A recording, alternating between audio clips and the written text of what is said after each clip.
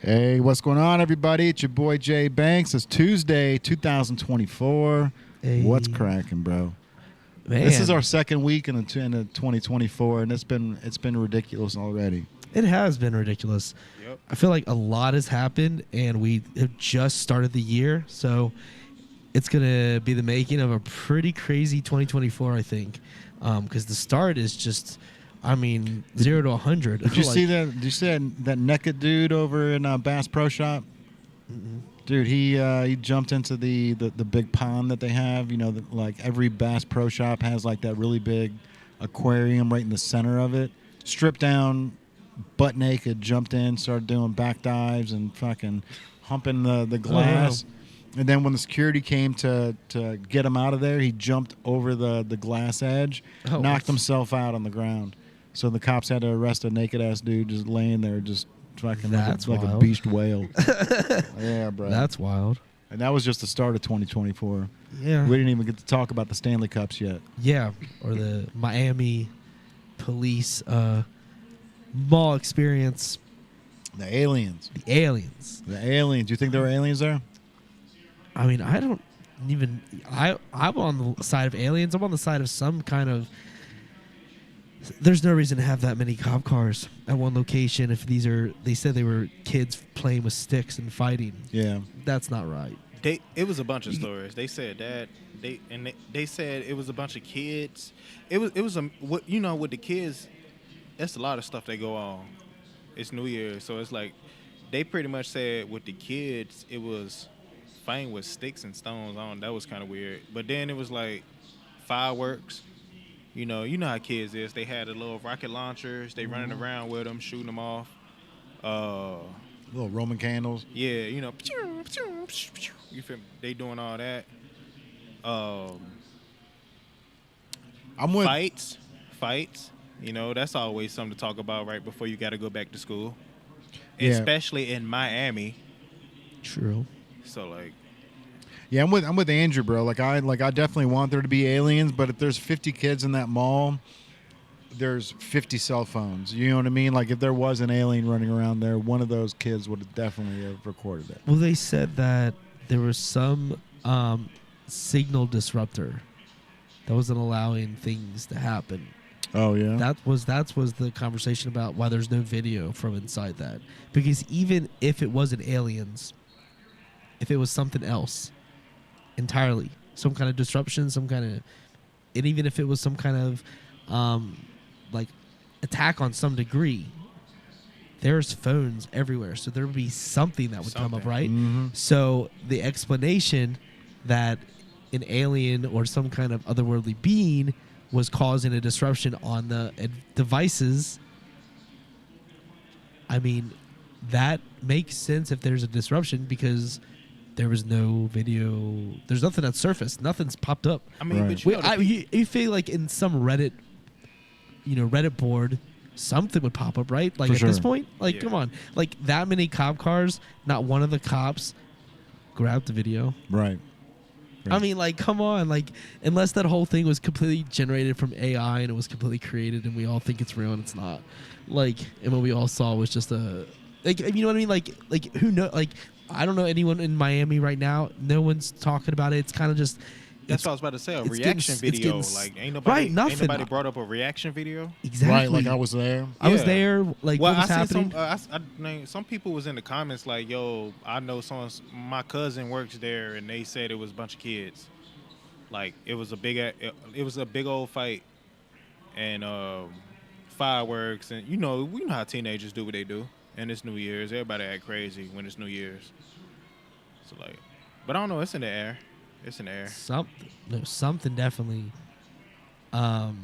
happened. If it was a 7-foot creature, and they said it was dark figures too, so that's even crazy. So like, I don't know. What would you do if you was in the mall, you seen a 7-foot dark creature, or shadow figure, or whatever? What would I do? Ain't nothing you can do. Bro, I've been wanting to go to the Denver International Airport just to see the aliens. Have you? Do you know like the conspiracy theory about the Denver International yeah. Airport about the underground tunnels under there that can house like 5,000 people for 10 years. The Queen of England has a house like just outside of where the airport is. When there was a big scare when Barack Obama was president, the Air Force One actually flew him directly to Denver.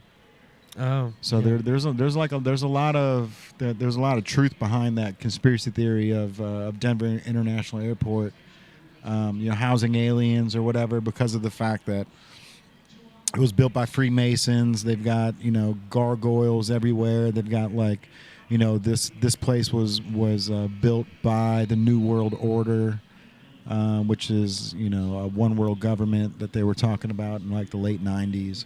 Yeah. It's but with that like thought that kind of mental frame exists in the world, this idea that what other option could have happened at that Miami? What could have happened there? What, like, outside of aliens or kids fighting, what other thing could happen? Could have it been some kind of terrorism act that they're trying to cover up? Is it could have been, you know what I mean? Like that was the extra story. They did say there was another story where they say it was a guy that was like he had an armed shooter. So that there's But that was just. but I mean, no you know, gunshots happened, no Yeah. firing happened. To our So it's like a knowledge. whole bunch of different stories. That changed. It's just on like a big delay. The Instagram one. Gotcha. Yeah, they had like 3 different stories. The first story was that it was it was like 7-8 foot creatures, dark figures running around the mall. The second story was that like it was kids doing what Yes. kids do, firecrackers. But to take that amount of police, the kids thing just seems so far fetched to me. With that part- that's what gets me. The idea that are just teenagers with sticks, or even I don't know what other items that could cause that much of. I mean, they 50 took police cars all and showed like up. not I even don't just the understand Miami. the I'm pretty sticks sure part, they but took other departments. Yeah, all yeah. came there 100%. for that. So like, but for what reason? So I don't understand the sticks part, but I can believe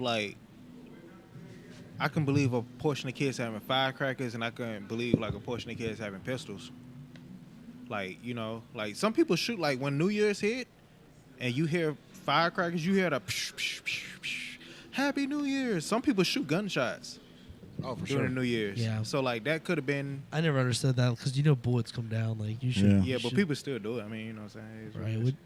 We live in a world that you're just like, all right, We live in a world where people are paying $270 for a Stanley Cup, bro.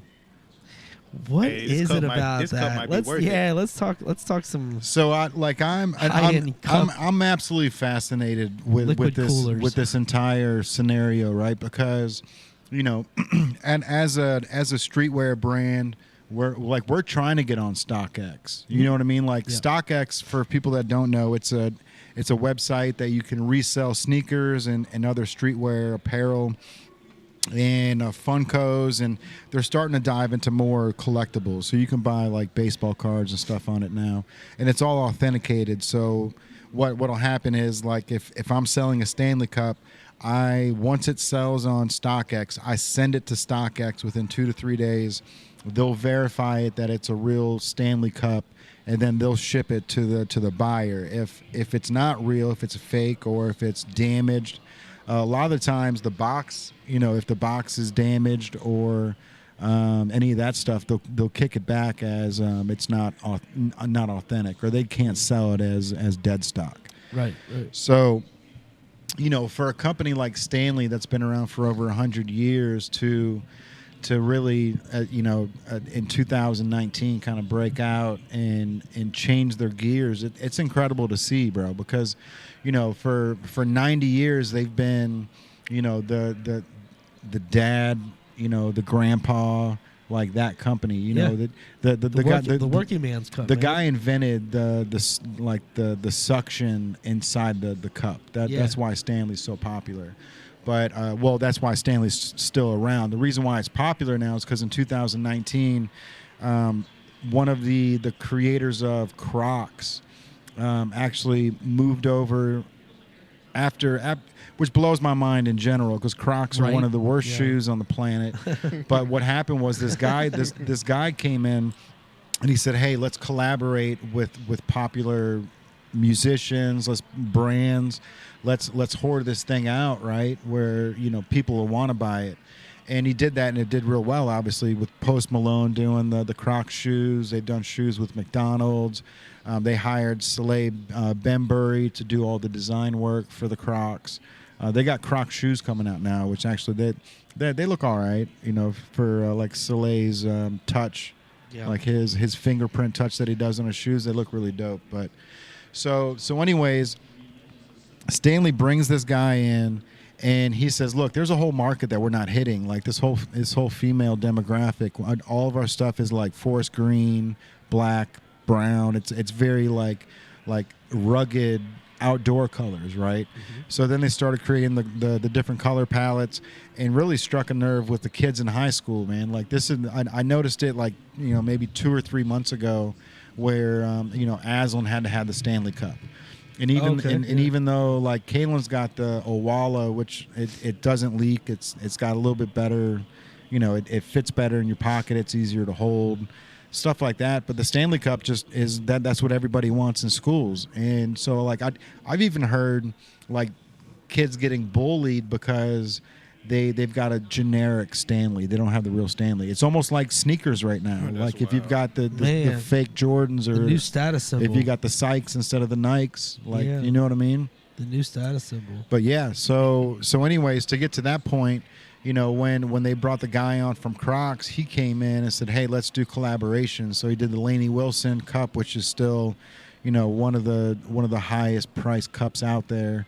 Then they obviously they just teamed up with Starbucks and did the pink and red cups that have the Starbucks logo on it. And they're like $45 each, bro. They're not cheap. They're either 35 or 45 depending on the size of the cup. Yeah. But they're flipping for $170 to $270 on StockX now. That's crazy. But you know what? That is And as crazy as it is, I'm here for it, man, because it's a buy and sell market. And that's what we're here for. Is True. you only make so many of them, and then we move on to the next thing. Yeah. So for somebody like Stanley, who's just a drinking cup that it has issues. I see a lot of people complaining about how much it leaks. If you tip over, it's just pouring out everywhere. But it's just a whole. It's 12 months of just right moves. Yeah. You know what I mean? Yeah. They hired the right guy. They market it towards kids. The kids, which you never know if the kids are going to gravitate towards it or not. But not only that, they came in and man, what was I going to add to that? I feel like the kids that want to feel grown, Mm-hmm. it's gonna gravitate to them. For sure. I mean, you look at it like Aslan just had a cheerleading tournament over the weekend, and every one of the girls has a Stanley Cup sitting on the sideline, man. Every one of them. So it's just it's a smart marketing move, man. I'm here for it. Them cups It's big too. They like this tall. Yeah, and they fit in a regular cup holder, man. That's one of the easiest genius things about it, right? Is like it doesn't matter what. How big the cup is, it's still going to fit in your cup holder in the car. Right. Because that's the most frustrating thing is getting the, finally picking out the And it don't fit in the cup. ice holder. cup that you want to carry around the rest of your day, bro. And then you go to put it in the car and It this don't thing just fit. tips over or falls every time you turn. Like, Oh man, yeah. yeah. Yeah. And they like stainless That's true. steel too, if I'm not mistaken. So it's like they so if you Yeah. if you want to ice cold water and you got a whole bunch of ice in your cup, it's gonna be It's going to stay there. Oh, And yeah. that was what I was going to bring up was they had just good luck after good luck after good luck. That one lady, your whole car burnt down, and she still had the cup sitting in there, and it That's still when had I first ice heard in about it. I remember you feel me, like Yeah, and then the owner doubled down and said, "Hey, we normally don't do this, but we're going to go ahead and buy you a new car for posting that video." Because obviously, like that's when the name became a household name, which is everybody was talking about it, right? It was Yeah. after something like that. A viral moment like that, where even like, yeah, it's crazy because it's caught up in flames, but like a moment like that, they definitely have to do that something in that moment. Like if you're, I mean, really, like You got to capitalize. You have to capitalize on this, even if it's an unfortunate circumstance, like buying the car for Like which insurance is going to pay for destruction anyways, right? Like Yep. there's a million different things. Very smart move. But it takes a wave like that. It takes like just a push, even as something as unfortunate as that, to make your product just boom, man, like hit that peak point, the tipping point. 100%. You're over. And again, to reiterate, man, I'm 100% here for it.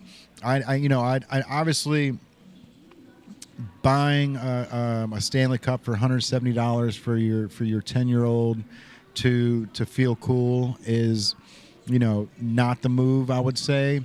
But I'm here for the fact that a company like Stanley, who's been around for 100 years, can make waves 95 years later, right? Like, not only that, they've got the biggest year that they've ever had on record, and as long as they ride the wave, they're going to be okay, bro.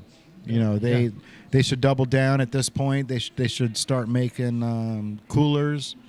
They should double down on anything that you could take to a picnic, anything for family-oriented stuff. But, you got to strike while the iron's hot, because it's before you know it, people are going to get tired of paying the $170 for the cups, and then they'll be back on the shelves.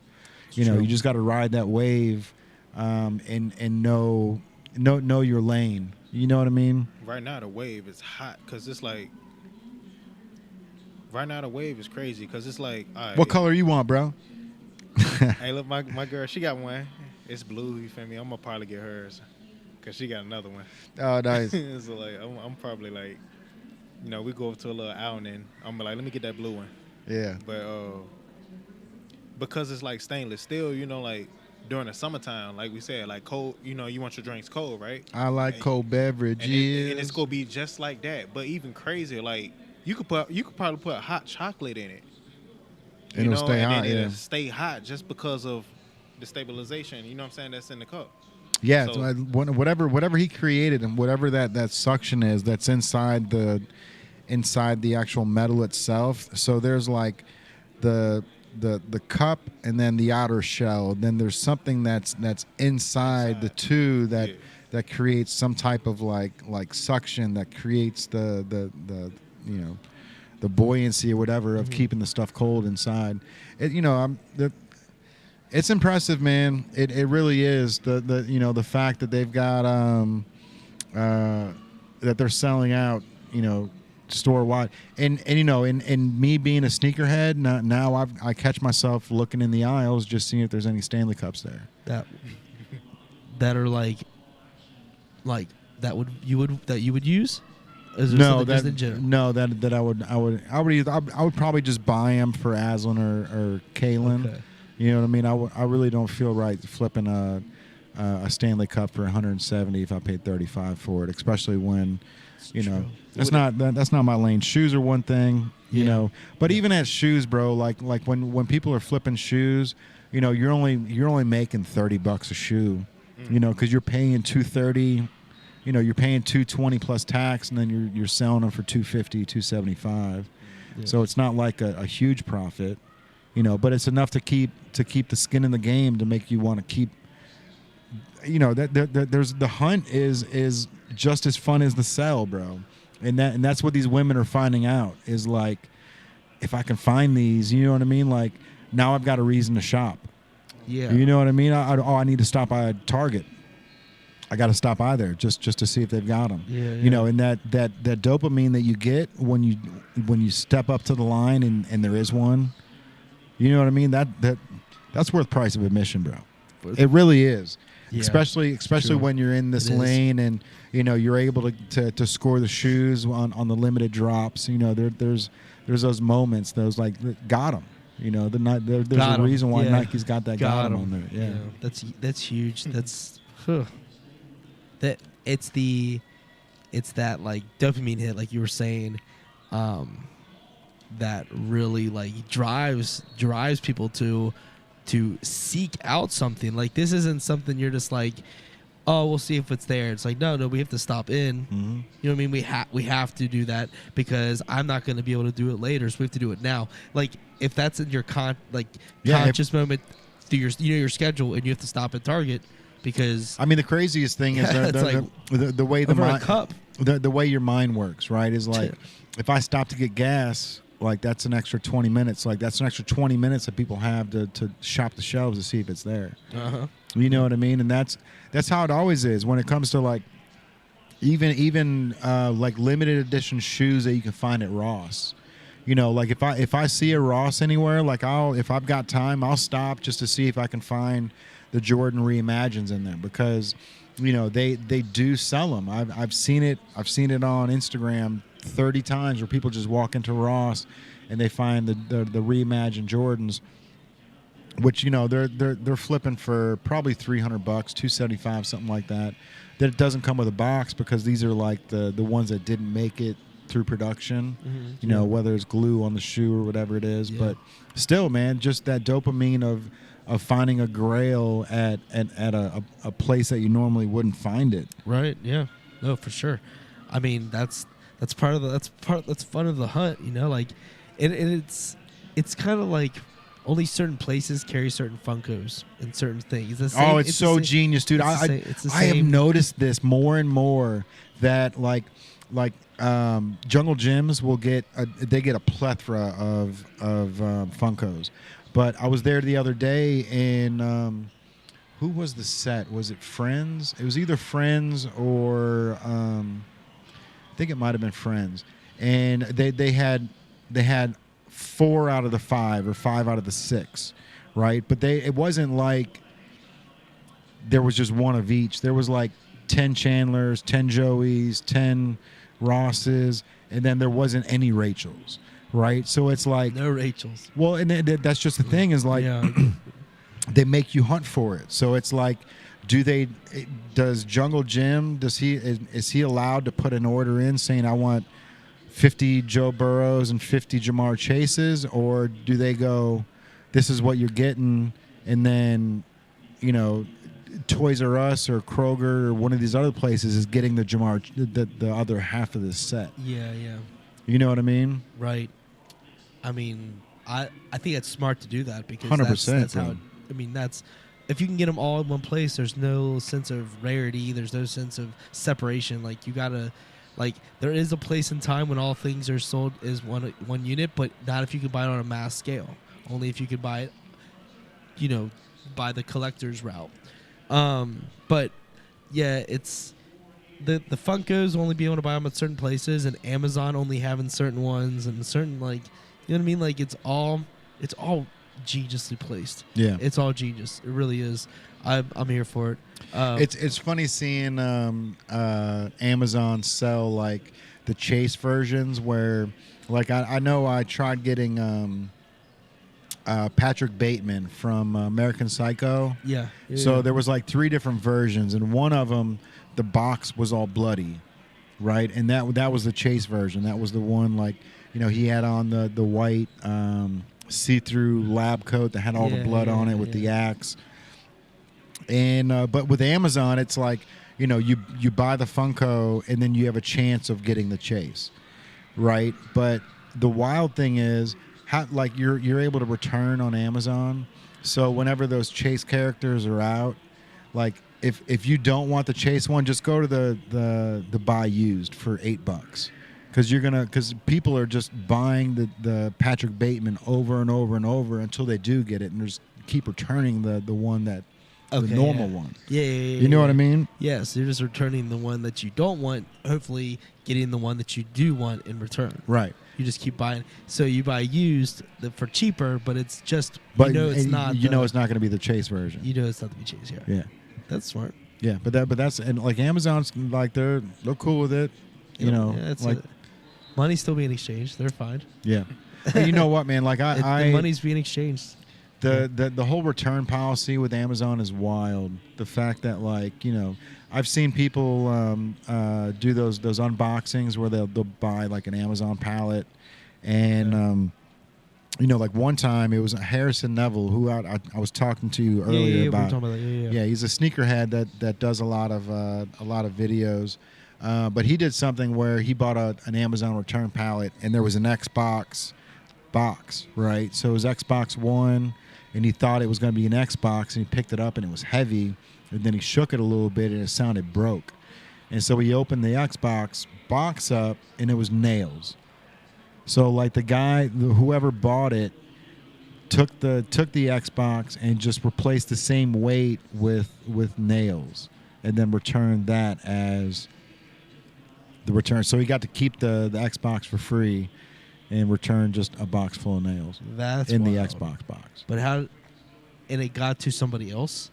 Yeah. So it actually went back and returned. So the guy got his money back, and then it went on to the return pallet. So you buy a pallet, and you can see that it's got 60 items on it. And sometimes they'll have a list of like the boxes that you can choose from. And yeah, one of the things was the Xbox One, and he was excited about it. Opened it up, and it was just nails, literally like hammer nails. That's wild. Yeah. That's what a bold move as a human. It's crazy, bro. To fill a box full of nails to match the weight and then send it back. Yeah. And expect no one to ever come back for you, like. Bro, but it worked, obviously. Like that's a crazy thing in that one circumstance. But if someone else were to do a due diligence, that's what. Like honestly, think about fraud. that. So that's the genius part of Amazon is selling those skids for 90% off. You know what I mean? So it's like, hey, you might get a box of nails or you might get an Xbox. You know what I mean? True. You're taking the risk because, I'm sure they've got something where damaged products just get chalked off and then and then taxed at the end of the year. You know what I mean? Like for sure. That's what I would see. It slipped through there on that front. Yeah. Talk about a genius, bro. Talk about somebody that literally. I mean, I think about Jeff Bezos way more than I should. You know what I mean? Like I just think. Is he your Roman Empire? And as I'm oh yeah, dude. I was thinking about the Roman Empire yesterday. I even told Kaylin. I was like, I'm thinking about the Roman Empire again. She's like, are you fucking kidding me? She's like, that's a real thing. I'm like, yeah, and it's real. And guys think about the Roman Empire often. She's like, why are you thinking about that? I'm like, we're living in the time right now. We are. You know what I mean? It's just the new age version. Yeah, like what do? They distract us with the NFL. They distract us with the UFC. The elite get richer, while all of us peons pay our entire paycheck to go watch people fight in a ring. Yeah. You know what I mean? Whether it's Just a bunch football, of basketball, soccer, they're all fighting for something, and we're all sitting there cheering them on. And we don't have the money in our pocket to just be going out there to. Did you see the VIP seating for the Super Bowl? No. So, bro, the Raiders are killing it. So in the end zone, like every other stadium on the planet, it's like an 8-foot wall, and then it's just the stands. And so the football players, they can run up and they can jump and they can the fans in the first row can hold on to them. No, bro. At the Raiders Stadium in Vegas, they've got VIP couches. It's a U couch, right? That fits maybe 10 to 12 people, and they're charging $700,000 per table for the Super Bowl. Charging how much? $700,000 for a table. But. Wow. But the view and the spot is like, it's uncanny, bro. Like you've got your own VIP table in the end zone, pretty much. Like you're on the ground, you're on the grass. Yeah, you're just behind the wall. That's it. On a couch. On a leather couch with a big table in the middle. So it's basically like this thing, but it would just wrap here and then wrap here like a big U, and then this table was a little bit more of a square, so everybody's can Yeah, and then your food's probably. Hopefully, bro. Hopefully the food's already paid for and catered, and the be. drinks are all included. For 700 G's. They gotta have every drink known to man. Any drink I can think of, it's got to be on that table. Yeah, you should be able to choose, Any bro. I drink. want Welch's grape soda. Gotcha. Yep. Shh. Pour it up. Or just the seats. And there was, $700,000, bro. There's probably. Crazy. there's probably No, I mean, what? six of those in the end zone. I'd rather I would watch the think. game from my TV. Oh, bro. Yeah, like I mean, I ain't gonna lie. I'd at rather the game, watch the game. I'd rather watch the game close to the field. Yeah, Oh, that's on fun. TV. But I like the idea. I like the commentary. Me I too. enjoy the Me commentary too. of a football game. So I enjoy watching. Like when we were when the game and Tyrell win, like that was fun. It was a great time, and I loved being there for You the win. missed so much. But you missed so much, like the Higgins touchdown. Like I would have loved to see that on TV because that was like the play of the year. There was no commentary because I'm in this crowd. I didn't see any commentary. I'm saying if you was to People were watch just it on wondering TV. if he was in Right. bounds. People were just wondering if he was in bounds. We didn't know until we saw on the screen. I'm like, oh, that's awesome. I was thinking the whole time, like, I can't wait to see that on Sports Center later. And that's what I'm thinking. Like, I'm that old dude that wants to wear the headphones while watching a football game at the game. Right. So, to be honest with you, bro, we didn't even go to the game on Sunday. We didn't even use the tickets. I was, I was bummed that we didn't use the tickets, but You came and got that hat. we got the hat, and then we went down there to park. It was going to be $50 to park, and by the time we got downtown, they scored again, so it was 21-0 already. Yeah, they were rocking and rolling. Yeah, and so we're just driving around and trying to find a place to park, and it's like I said, we usually pay $50 to park, and then once we get to the stadium, then it's $40 for food, and then $35 for 2 drinks. So it's like we started just talking, and it's like, man, it's cold, it's rainy, like I like watching the game on TV anyways. Yeah. You know what I mean? I like watching the replays. I like hearing what the announcers had to say. There's a lot of bonus to watching it at home. Yeah, there is. Because you miss so much when you're at the game. But dude, like The energy for that game. but the final game. hearing that Who Dey, bro, when the whole stadium starts chanting Who Dey, Who Dey, Who Dey, they gonna beat them Bengals. Oh, bro, the energy is like nothing you've ever experienced before. Yeah, it's pretty amazing. Yeah. But weather, cold, those factors. That's I the get it. definition I of a get it. fair weather fan, and I'm here to I don't say think that so. Your fandom doesn't the conditions of which you enjoy the game. That's the exact definition of a fair weather fan, right? Think about it. A fair weather fan will be there on the good days, and when it's rainy or when it's cold, they're not going to be at the game. Yeah. So if you're considering me I a fair weather guess. fan because of that, I think your I'm- fandom stays strong though. Of So hold on. course, So of if course. you did- so if But you did- so the name I think, I think has just been Fair weather is when things are going bad. You blow off in the wind. When things are going good, you flow back. Well, is That's- that where the term has gone to? You know what I mean? Because I'm the type of guy that loves like the origin story of you know what I mean? Like whenever you see a plaque on the side of the road that says Daniel Boone lived here, like I want to stop and read the shit just because I like the origin story. So you said fair weather fan. Fair weather. I think the definition of fair weather fan is a fan that will go to the games when it's 60 degrees and sunny. Yeah. But if it's 30 degrees and rain, Oh no. that's a fair weather Yeah, fan, fair weather. right? I That's can not what see I. that. That's not what I consider a fair weather. What you fan. consider a fair weather fan? Somebody Someone that gives up when the team doesn't do well. correct. Someone that Which is what I think. But them two it's different gone spectrums to. though. Hold on, you say okay, hold on. All right. You What say would you call you that consider fair weather fan. a fan that comes when A it's fair good, winning fan is what that should be called. essentially. Yeah. And then when their team is not doing well and it's bad, they jump ship, and that's that. And if they are Damn, what movie That's just a got out? bandwagon fan, I feel like. a bandwagon, I think that's the same Bandwagon. thing. I think it's about the same No, thing. but he's talking about the actual. But he actually talking about the actual conditions weather. in which you're like that's what watching he the said. game. He said Yeah, bro. fair- To me, he said Yeah. fair to me- weather fan. To me, like a fair weather fan doesn't even have to have tickets. fair weather fan. So only fair weather fans can go to the game.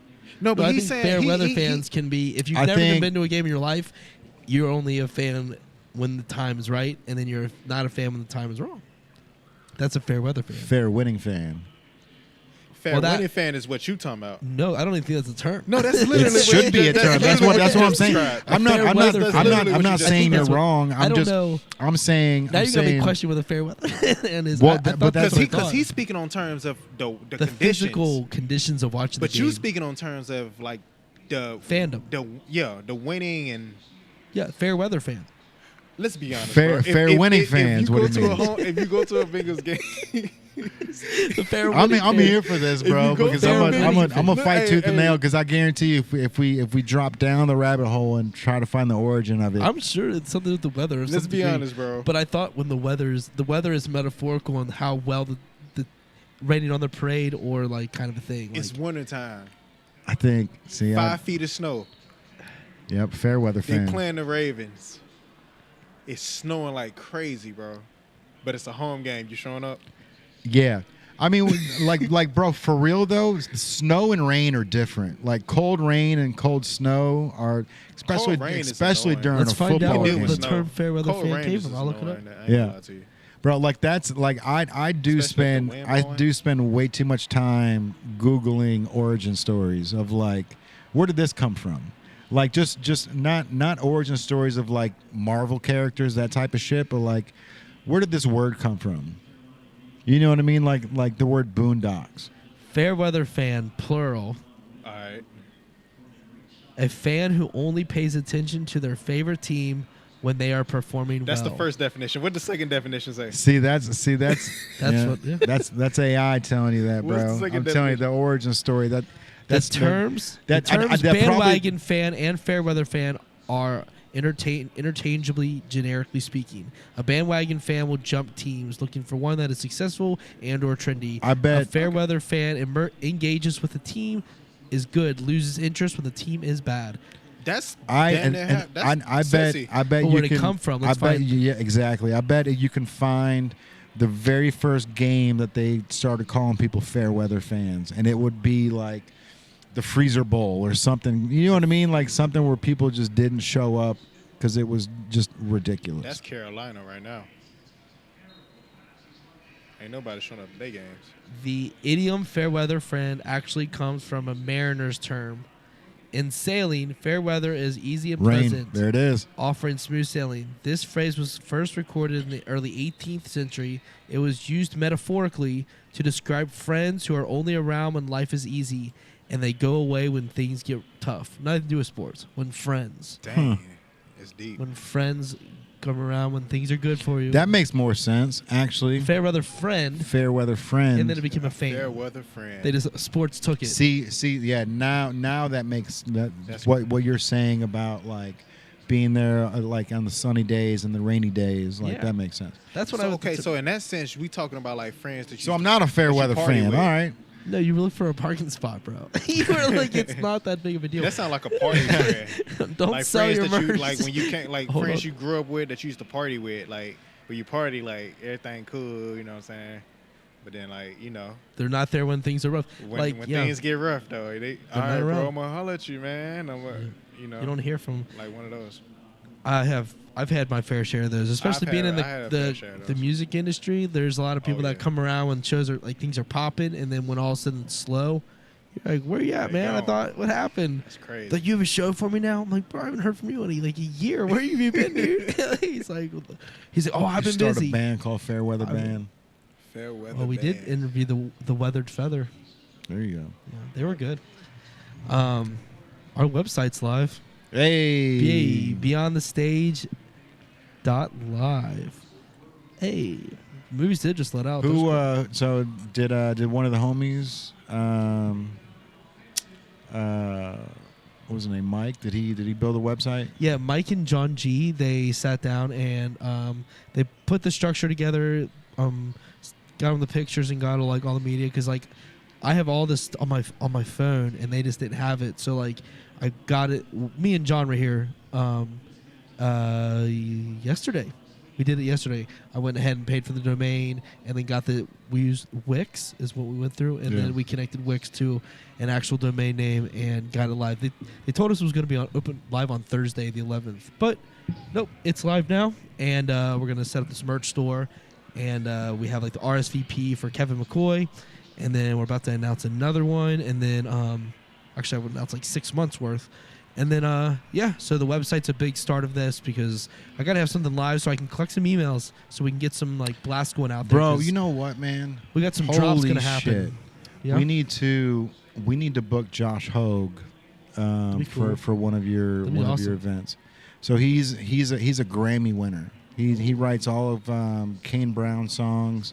He writes Yeah, we've talked about him quite a few times. Yeah, he's a homie from like way back in the day, and he's been wanting to come out here to stop by the store anyways. But he still has a really good fan base. So I bet if we did like an unplugged with him, because like his voice, bro, is apt. If he had a band with him, he doesn't even have to be unplugged. Would he want to do that though? I mean, I don't even know if he still plays music now that, I don't bro. know. But like. It's an interview, so we'd sit down, he'd play in between songs, we'd live stream it, it'd be fun. I mean, he sings Bill Withers' "Ain't No Sunshine." Oh, that's and he's got so much blues in his voice, bro. Like this dude. So he's been a friend of mine for a lifetime, dude. And his brother is actually a bigger artist than he is. His brother's name's Will Hogue, but So he's from Nashville, and he started writing songs for other artists instead of himself. Man, he actually, like, shout out to him. He got a DUI in Nashville, and there's a guy out there who's just like Perez Hilton for LA, but he's in Nashville, and this guy just digs dirt on people and like. Really just exposes them at their lowest moment. And he did that to Josh when Josh got a DUI. And Josh turned it all around, bro, like completely. So now he doesn't drink at all, which this is the dude that would have a bottle of Jack Daniels like on every single night that he was out touring. That was like on his rider. It was like just a bottle of Jack Daniels. And just to the dome, bro. But now he doesn't drink at all, like. And he's absolutely killing the game, man. Here, let me play this little "Ain't No Sunshine" real quick. Ain't no sunshine. Oh yeah, bro. Yeah, I know what you're talking about. Trying to find the one where he did it on the news. You say he wrote a couple songs for Kane Brown? Yeah, he's got some. A couple Grammys on the shelf now, which he didn't have before when he was trying to do his own music. All right, so this is Josh Hogue. And welcome back once again in our second Cup Cafe performing this morning. A Nashville-bred at, singer and songwriter with a pop and soul sound. For his debut album, Josh Hogue teamed up with the very best producers out there like Neo and Ryan Tedder to create a collection of songs that come straight from the heart. With the classic Bill Withers hit, Ain't No Sunshine, here is Josh Hogue. Ain't no sunshine when she's gone. He's bad, bro. Ain't no good when she's away. Somebody tag Josh Hogue right Ain't now. no sunshine when she's gone. She's always gone too long. Anytime that she goes away, I wonder if she's gonna stay. Only darkness every day. Ain't no sunshine when she's gone. My house just ain't no home. Anytime she goes away. And I know I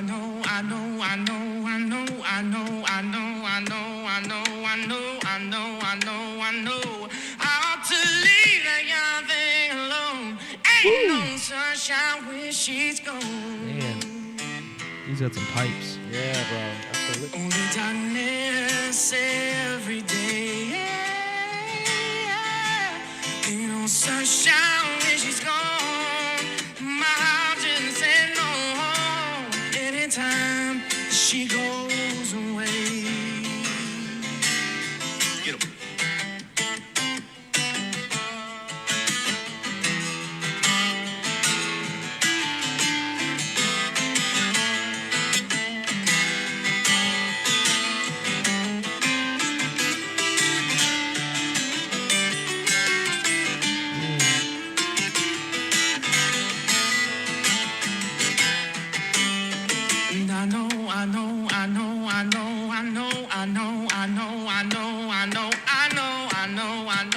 know I ought to leave that young thing alone. Ain't no sunshine when she's gone. Feel it. No, ain't no good when she's away. Can you imagine this down in Madison Line, bro? No sunshine when she's gone. My heart just said no. Anytime she goes away. Yeah. Say anytime she goes away. She goes away. Anytime she goes away.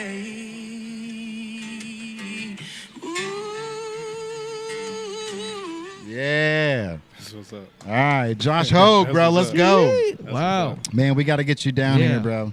So for everyone that's just tuning in right now, his name is Josh Hogue. That is a friend from a lifetime ago. He is out of Nashville. He used to play and perform his own music. Now he writes songs for Luke Bryan, Kane. Let me see. He's got Kane Brown. He's got a couple Grammys now, man. He's really just putting it out there, bro. So shout out to you, Josh. It's cool seeing people really just make lemonade out of lemons. You know what I mean? Like when something negative happens, just being able to squeeze that lemon and just make lemonade out of it. Bro. There's something about that. Let's see.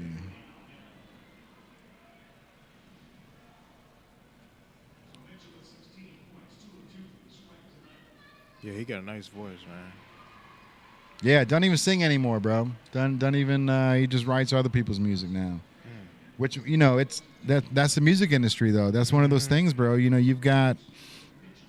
You can either sit there and grind it out and just keep plugging away at your own craft and just see if you can get to the top of the charts, or an easier route. I mean, not easier by any means, but write songs for other people. People that are already at the top of the chart. He should just do both. Yeah. He can still write songs for other people. Kid but still, Cudi in but it, bro. Still, Bro, Kid Cudi, he still man. keep making your music. Have Though. Don't you- stop making your music. Have Keep doing you it. have you We ever got so many sources, man. Come on, you know what I'm saying? Like, still, you feel me? If you want to write. They go reach out to you still, right? But For sure. man, keep still doing your James stuff. Taylor Don't that stop, shit, don't bro. stop your stuff. Keep doing what you do. right? There's people that still want to hear your voice. Oh yeah. So well, So something crazy, bro. Kid Cudi actually wrote 808s and Heartbeats. Yeah. 808s and Heartbreaks. It's crazy. Kanye's Good, man. fucking album. Yeah. And that's insane to even hear and think. Like, you can go to YouTube and actually hear Kid Cudi's versions, and it makes sense because that's when you start listening to the music, you're like, wow, dude, that's Kid Cudi's sound. That's not Kanye's. You know what I mean? Like he's just ghostwriting for other people. Yeah.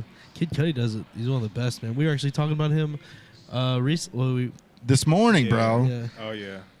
Bro, this stuff that's going on with Diddy right now is insane. All right, so and I can't believe that this wasn't on my radar. If it's not on my radar, a lot of people don't know about this, right? Yeah. Because this is something where Kid Cudi is one of my favorite artists. Now, 2012 was a while ago. He was just getting into the scene. I was still a big fan of Cudi in 2012.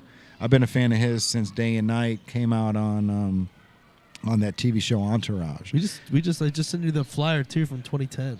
Yeah. Dude, that was How crazy. crazy is that? I know the whole thing. That was Chip and the I was, Ripper, and bro. I wasn't even a fan of Kid Cudi at that point like that. I only went for Small Time Crooks because they were the homie Ryan Rockwell. It was like the post Mad Hatter scene kind of a thing, and we were all still supporting. And it was a big show for him at the time. Now I'm a huge Kid Cudi fan, right? Like it is what it is. But back then it was like I was on a totally different music journey at that point. But at that Madison Theater show, it's crazy how now that was 2 years before that happened. Right. Before this video that you're about to tell us about, which is crazy. Just to think, time's wild. We're in 2024. That's insane, bro. So what we're talking about right now is Diddy All this stuff's coming out about Diddy, and a lot of people don't want to talk about it at all because, he's got so much power in the industry, and there's been so many stories. Diddy teamed up Cassie, his girlfriend at the time, with Cudi to write a song, and so when they got together, Cassie confided in Cudi and talked about the abusive relationship. It ended up hooking up with Kid Cudi. Ooh, and then Diddy spicy. found out about it, right? So Diddy found out about it and said that he was gonna blow Kid Cudi's car up. And lo and behold, bro, 2 weeks later, fucking Kid Cudi's pulling out of his driveway. Car catches on fire, passes out in the driver's seat, and the police have to drag him out of the car. This is in 2012, and they literally pulled him out a second before that car just lit up in flames. And then Academics was talking about another story about Diddy and J. Cole getting into a fight. You said he knew about it. Yeah, It was about Kendrick. It had something to do with Kendrick. Yeah, but Diddy ended up slapping J. Cole, told him the same thing. I'm a blow your car up. And that the story is that's why J. Cole always rides the bike around New York City now, bro. Yeah. It had something to do with if I'm not mistaken, it had something to do with. Okay, you remember when like Big Sean dropped the Control song? Yeah.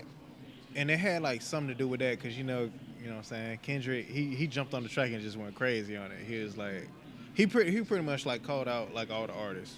It's like, yo, I'm cool with y'all, but I'm trying to like pretty much like on some Kobe Bryant Mamba mentality. Like I'm trying to like just destroy the whole rap game right now and just take it over. Right. So like he was on that, but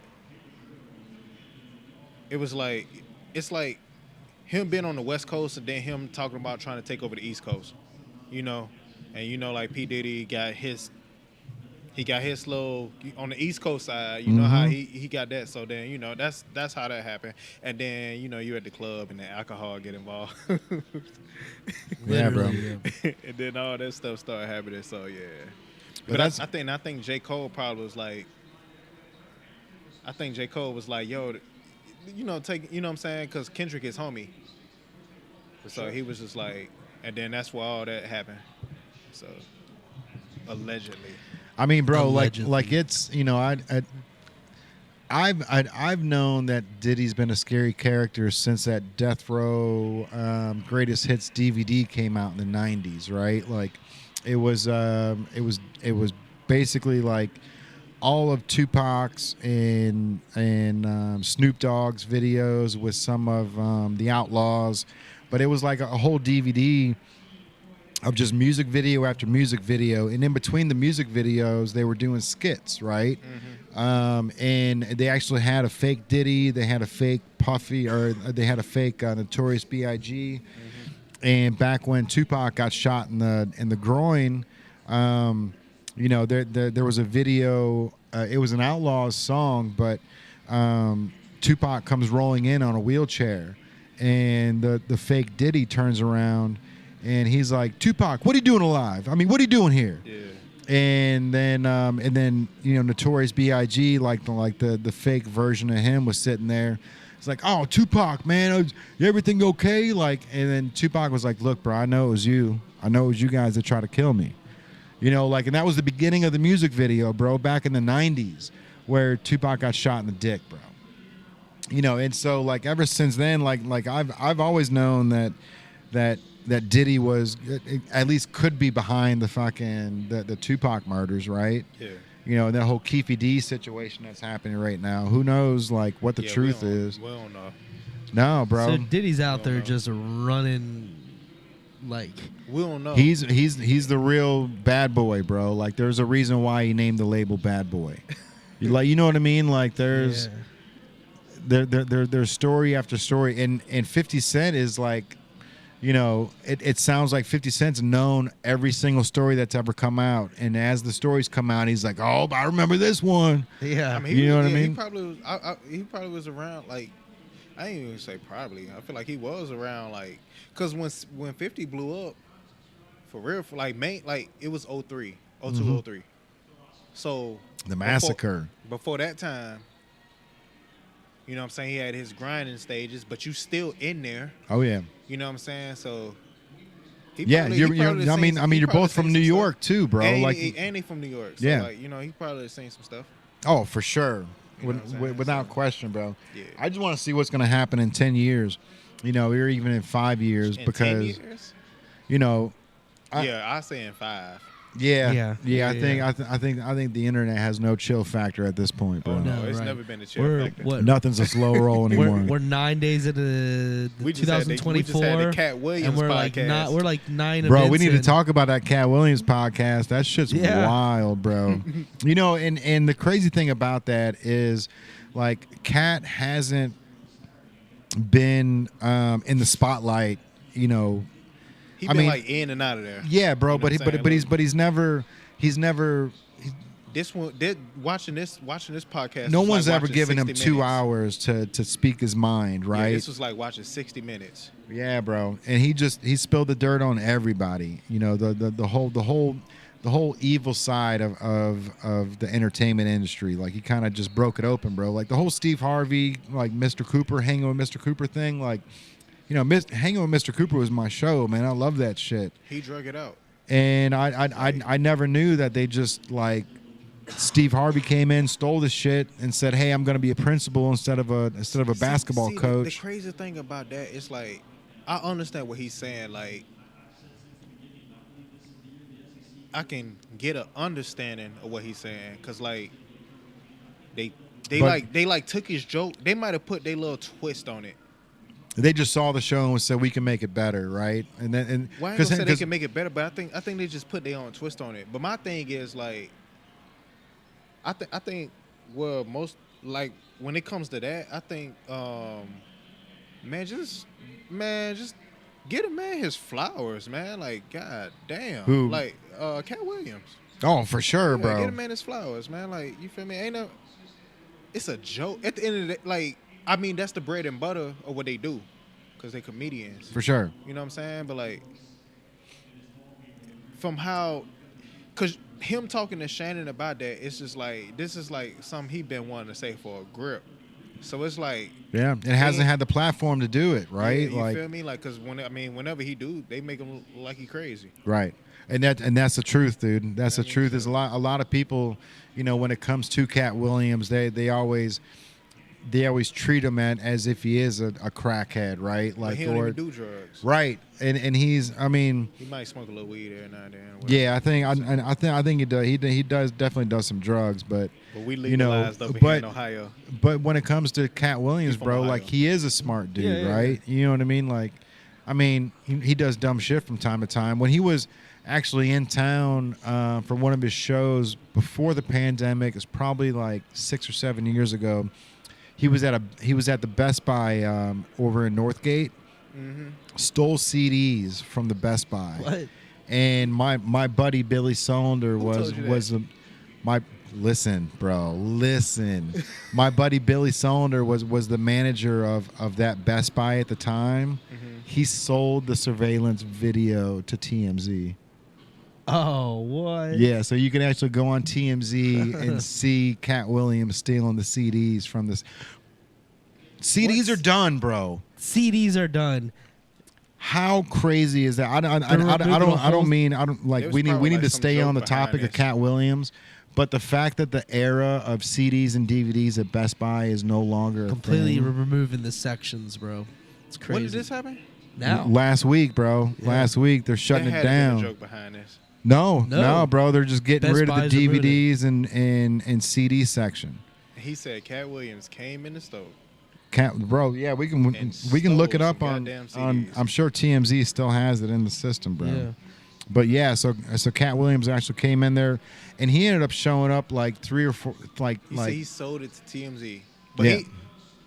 I'm surprised he didn't bring it to like Instagram or TikTok. Because, I mean, shit, Oh, it was a lot of people. Way they before be, TikTok. yeah, it was like 10 years ago probably. Oh, so when it originally happened, it was like 10 years ago. Let me see. I'll find out. Okay.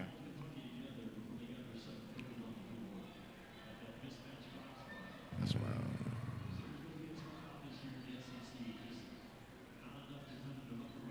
It blew my mind. I didn't know he was like a Cincinnati, you feel me, Like, Yeah, born- November 2011, so 12, 13 years ago. So it's about, Yeah, that's a Little decade little and grip ago. 3, man. Look, grip. Yeah. It's crazy that he. It's crazy. Like, for him to say he can run a 4.4, he actually like ran a 4.4. That's crazy. Yeah, at He what, athletic. 52 years old or But something? see, but that's what I'm saying. That lets you know he's not on drugs. You can't do that if you're on drugs. Crackheads hold are on. fast, bro. Hey, I don't know, man. I don't know. as soon as you said that,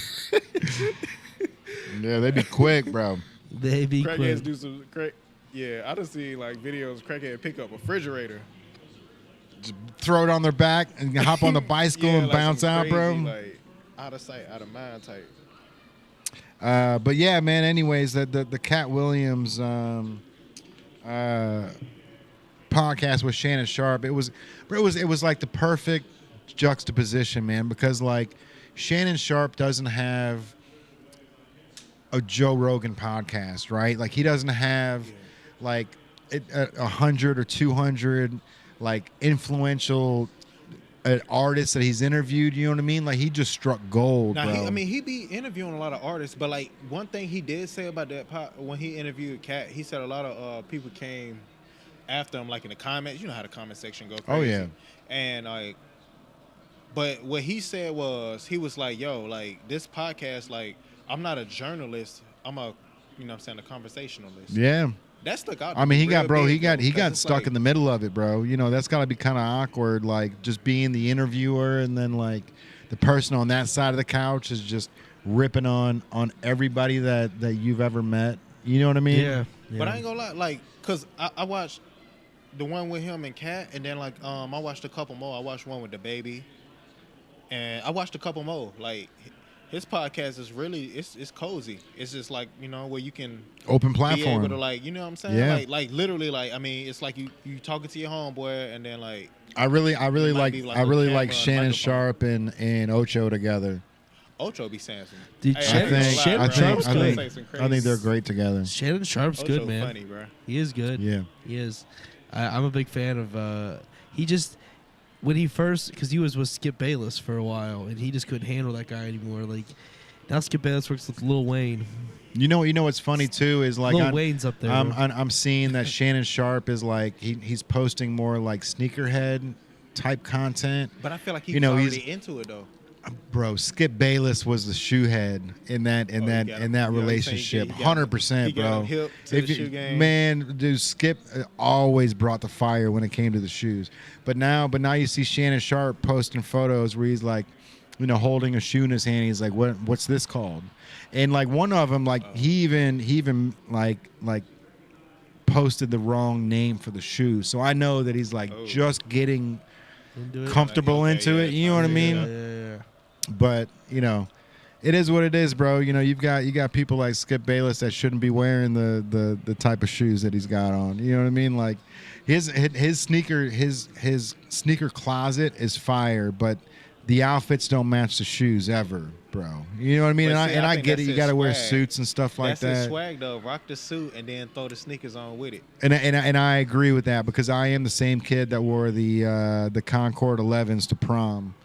You know what I mean? Like that was back in the 90s, bro. This isn't 2020 when they were released. This was the very first pair of patent leather shoes that came out for sneakerheads, and I was like, I'm wearing those at homecoming. Yeah. You get married and you got an all white tux on, you better throw them Space Jams on. Mm-hmm. Throw the Space Jams on while you got your tux on. Yeah. They ain't gonna get it at first, but they gonna be like, you know what? No. They gonna be looking at you because it's cause and reaction. They gonna be like, no, he got on basketball shoes with his tux. Mm-hmm. Give him a little quick second. They gonna be like, they you know looking what? shiny too, bro. They look good in them photos. That should look pretty good. Yep. I might have to. Yeah, it's always like I'm that. gonna have to find that photo because there's something about 90s photos. You know what I mean? Like you can't recreate the photos of you in your grandfather's basement with the kids. You know what I mean? Right. Like there's something about those, the photo, the overexposed look, the hint of yellow across the entire photo, the hair, the shoes, the shirt. You know, you can reenact a photo, and you can have all these new apps and shit that give you these like glares and spectrums of what like an old vintage photo would look like. Right. But there's something about the moment, bro. There's something about the waterfall hair that my sister used to have, where it was like The waterfall hair. it was all curly, and it was like what she would do was hairspray over and over again, and she would just pluck the hair up And it, like, then curl over? and then let it curl over. Yeah. That's crazy. So I gotta see that's that. like the waterfall shit from the 90s, bro. But like there's some type of like nostalgia there that just can't be touched, man. It's crazy to think that, you know, technology can recreate an old school photo, but there's something about, you know, the blurred Mickey Mouse shirt with the stonewashed jeans and then Yeah. the wood wall in the background that just it's like nothing else, bro. Yeah. No, We need to right. recreate. Like I'm Okay. Yeah. 100% in on recreating a 1980s basement with the TRT TV with the antennas, you know, Oh, with the logo that's, you know, whether it's Mario just playing in the background, but I also want Duck Hunt? yeah, bro. Now, yes, that'd be perfect. And then the Pizza Hut box just sitting right here on the table, but it's gotta have the old school logo, which I've actually Old school noticed. Pizza Hut logo? Yeah, I've noticed that Burger Kings are bringing back the old school logo. Are they? There's two big different logos. The original logo had the bun on the top and the bun on the bottom, and it said Burger King, right? That's the old school logo. And then the newer logo has Burger King written in a circle that's sphered out, where it looks like a cylinder, right? Yeah. Yeah. Which is like, yeah, that's cool. That's like 2000s, but that old school logo there's something about it, bro. There's something. Same thing with Pizza Hut. You know, they're starting to bring back the old Pizza Hut logo instead of the one with, you know, the Pizza Hut that's written looks like somebody wrote it by hand. Yeah. Instead, it's back to the square Pizza Hut original logo. Which okay, like, all right, as far as style go, like clothing and all, what style you think is like that coming back trending? You know what I'm saying? I feel like that early 2000s coming back. It's creeping up on us. 100%, bro. Baggy pants and baby tops for girls. So baby tops are like the skinny things with the spaghetti straps on them. A lot of them are like terry cloth, like shit like that. I think baggy jeans are going to be full-fledged this year. Bro, I think in like in the next 2 or 3 years, swag era coming back.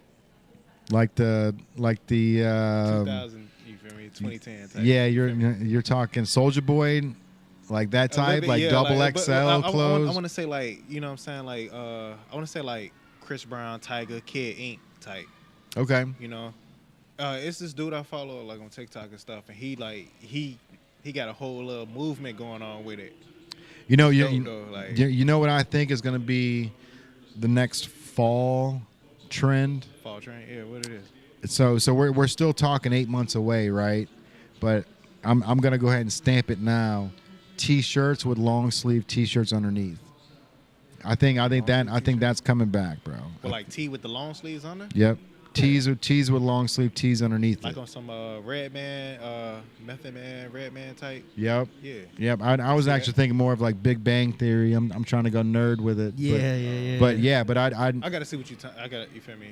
I mean, 'Cause I'd as soon like as you said big T with the long sleeve, I'm thinking like not like oversized tees that are like oversized. super baggy. I'm just thinking like odd colors, like the purple tee with the green long sleeve underneath. You know what I mean? Like Yeah, I gotta or see what you- flannels. I can see flannels coming flannels ain't back. ever going out of style. Yeah. They go always be I could- like they there. They just I hovering could- over you like a shadow. I could see flannels coming back, and as They never go out of style. They no, never, like- no, but the Nirvana style where they're wrapped around the waist. Oh, Because what happens is now that skinny jeans aren't a thing anymore, the jeans are going to get baggier, then people are going to want to accent going up, right? So I really feel like the next 12 months are really going to bring If back Billy that. does it, it's definitely gonna be in. You said if Philly does it? If Billy does it, Billie Eilish? yes, Oh yeah. she does it, it's definitely in. Yeah. I can, you know, she's a got swag. trendsetter, bro. She got swag. She got I'm hella surprised swag. that her shoes don't sell as well as they do. She's got a lot of Nike collaborations that you know they're pretty dope. They're not like the flashy shit. It's like monotone colors, but like she's taking silhouettes and really just kind of making it her own. Which you know. You mean so when you say like models, you mean like that? Like I don't want to say like they like colors that you can blend with any outfit though. Yeah. Yeah, but Yeah. that's the uniqueness. So of like it, like you like feel like me? a like a 'Cause- taupe brown or like a Hey, like but a you can miss and match. You can, you know what I'm saying? Miss army and match it green. how you want to. Army Like, green. Yeah, Yeah. but That's what matters, not like these, not like shoes that have hits of different colors. Like most of her shoes are all monotone. It's all one color, just done one way. Hey, now, hey, you gotta What? lift your foot back up. Yeah, you like them, don't Hey, you? look, hey, yeah. Drew, you gotta hit the camera on the footwork right now. Let's You know what I'm go. Zoom in on that, baby. Let's go. Sky blue around the toes. I had to clean them up today, Pink man. laces, man. Hey, lime green Pink midsole. lace on this one. I got the Ooh, teal alright on now. this one, bro. Yeah, these things, they're the biohacks. These things are incredible, bro. These are one of my favorite Jordan 1s just because of like the type of material they use. They just use a bunch of different shit. Yeah. And look at the inside of this color, Yes. bro. Oh yeah. See that neon Yep. like tennis ball? Oh yeah. That used to be my shit back in the day, bro. Yeah, that's super dope. Yeah, I added the Pumas to my. Hey, we were just talking about Pumas, bro. Hey, yep, sure we was. I The decided you feel me? I've been looking at Pumas, man, and the Reeboks. I've been thinking about like going back into that. Like, I'm here. Bro, I'm gonna tell you something, man. You see what I mean? Reeboks are Count me so in. comfortable, bro. These are so comfortable too. So these are running shoes. too. Puma. Okay, now. The thing about Pumas though is they're a skinnier shoe. So if you got a wide foot, you're gonna have issues with comfortability on the Pumas. But that's a lot of guys. They're 'Cause good for us me. guys, we all have like wide feet. I feel like naturally, for real. Yeah. These You are know what really I'm saying? great, Like- honestly. I bought 3 pairs of different styles, but like I've wore these 2 days in a row and I'm here for it. I've had with the Pumas, bro. Like there was they did a collaboration with Goodyear, Yeah. like Goodyear tires, where the all the rubber was made from Goodyear. And so like I've got this black pair, I've got a white pair, and I've got a Ferrari pair.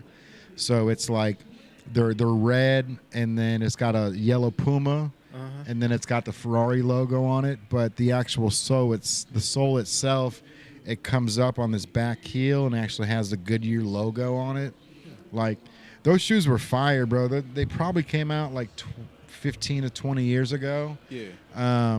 But they're just a narrow shoe. They look like a European fit. You know what I mean? Like it's just something where skinny jeans they look good, baggy jeans they don't, man. So they're just sitting there in the closet. But you know them shoes, bro. Like I was looking at I got a pair of Raging Bull Air Flights, and these things have to be 20 years old.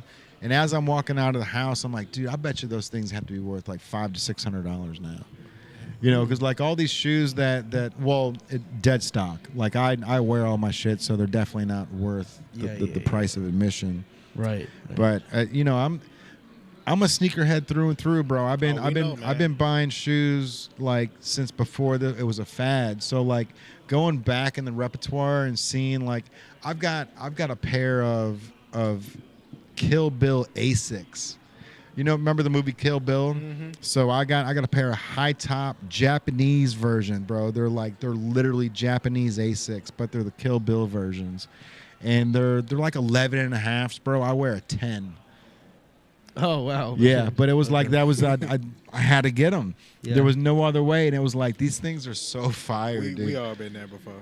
And it's like the only thing that they would look good with is like a yellow leather suit, like a leather yellow jumpsuit. That's it. That's the only thing that they would look good with. Then Bro, I you- ain't gonna lie, bro. One there outfit. was this one time. So like I wear like 11 and a half, right? My homie had these Dove Zeros. They was a 12. I bought them off of him. I know they was a little bit big for me. I ain't give a damn. I was like, bro, I'll wear 2 pairs of socks. Just like rock these, bro. Like, Gotta hey, wear 2 pairs of socks because that's the last thing you want is the laces to be too close together, bro. Oh, yeah, no, then it look crazy. Yeah. You got you gotta look proportionate. You can't, All right.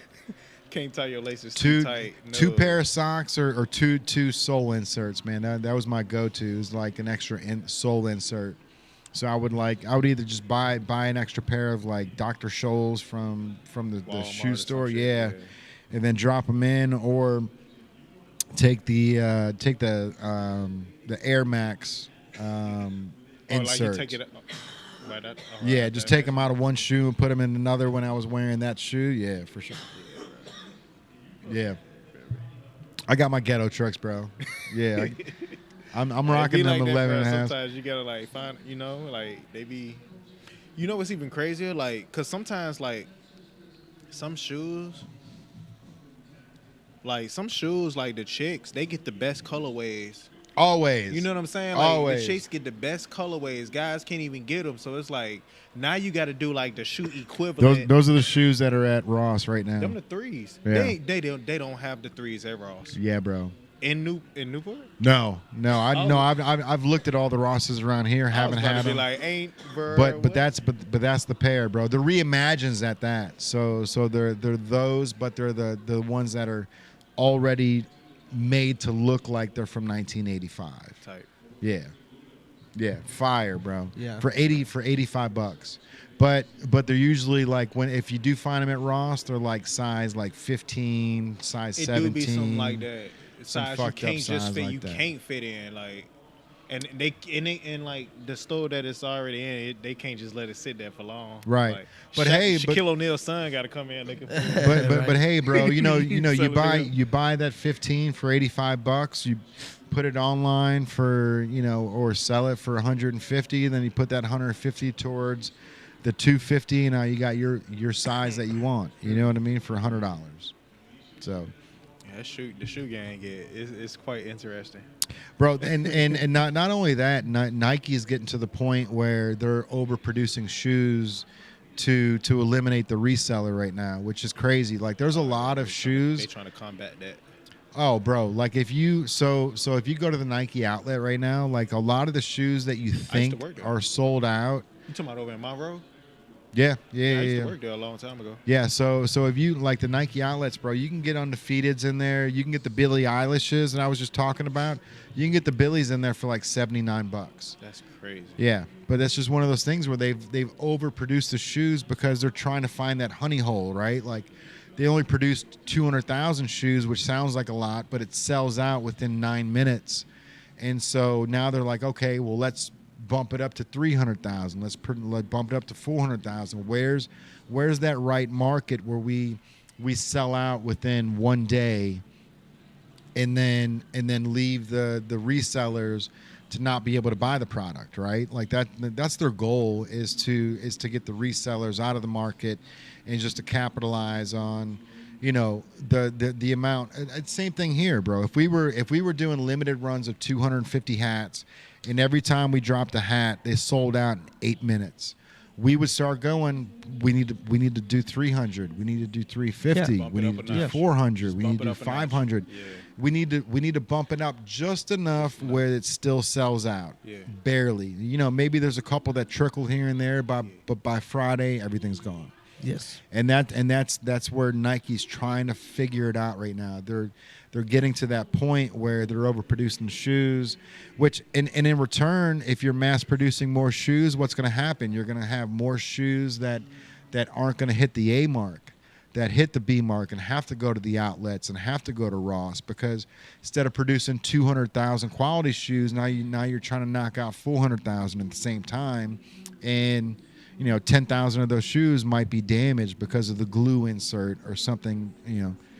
So you never know, bro. It's like But the one thing that I do understand is you want to capitalize as much as you can, right? Like you don't want it to sell out in 8 minutes. You want it to sell out in 24 hours. Right. Like right. that's the goal. Yeah, you at least few out. Like you don't want to be like immediate. Like as cool as that sounds, and that's a conversation piece. There's money being left on the table. Money being left on the table, and that conversation is going to happen. Even if it's one day, and there's other people that are getting that money on the table. So if we sell out in 8 minutes, that means maybe 10% of what we sold is going to go to people that are going to resell it. It might be even more than that. I would love to know what the percentage is of we sell 200,000 shoes and 10% of them go to the restock market, like the resale market. Yeah, that's only 20,000 shoes out of 200,000. I would assume that it's probably a higher market than that. Yeah. You know, so you've got to combat. Because those that are jumping on it that quick are know what they're doing. Yeah. They're waiting. Stanley Cups. They're killing it. Literally. Only 2 per person. Cool. Me and my kid are buying 4. Right. You know what I mean? Stanley Cup is just going crazy because it's like the hype. You know what I'm saying? Like, it's there. Supply and demand. The cup is supply and demand. Bro, like the cup. Thermos. It's stainless steel like this. They've been around for and it's like just as long as tall. Stanley, bro. The cup like this damn tall. It's a little bit wider than this. You know what I'm saying? It's a little bit wider than this. Stainless steel. Same bottom. Same size bottom. Just the marketing the behind top it gets bigger. I mean, like the whole reason I even know about the cup is I remember when you told me about the video. Fire, yeah. Where the car caught on fire and then like the cup was still in there. Like I said, my chick, she got one. Which you know what, man? Like my so Kaylin calls bullshit on that video. What? And you think it's bullshit? You know what, That's man? Crazy. They forced it like that, and they got that is crazy. I'm not saying that they faked it, but it was like, damn, the car caught on fire. Let's stick this cup in here. Believe wifey. No, it may have been something where maybe the lady was holding the cup. You know what I mean? Like it could have been something where, fire happened. It's sitting in her lap or sitting in her in between her legs or something, and then she set it down as she got out of the car. Who knows, but the bro? Car still, the only way you take a lighter and light. Here's what I do know is the straw and the top of that cup is plastic. Well, that was gone. I don't think it was. I don't know. We need to watch the video again. We need to watch that video again. Bro. Like, hold on, bro. Because, think about it, bro. Like, I mean, she shook it around. There was definitely ice still in there when she pulled it out. You really think if you lit this on fire right now, this gonna melt? Yeah, there's plastic all on the top of that. The top, but I'm saying the actual No, I don't know. It'll probably get colder. Depending on how titanium works. I think that's why the tungsten cup carbide. That's why the cup was still there. Tungsten carbide gets colder as it gets hot. That's why they use it on spaceships. So as you're blazing through the atmosphere, all that heat on the outside actually turns it into a colder mechanism.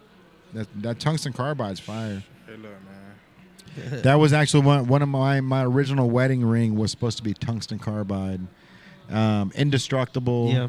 So they basically said no matter what the world does, me and my girl, we indestructible. Right, bro. In the article, it said this thing is indestructible. It cannot break. If you break your finger, you'll have to get it surgically cut off because you won't be able to remove this thing.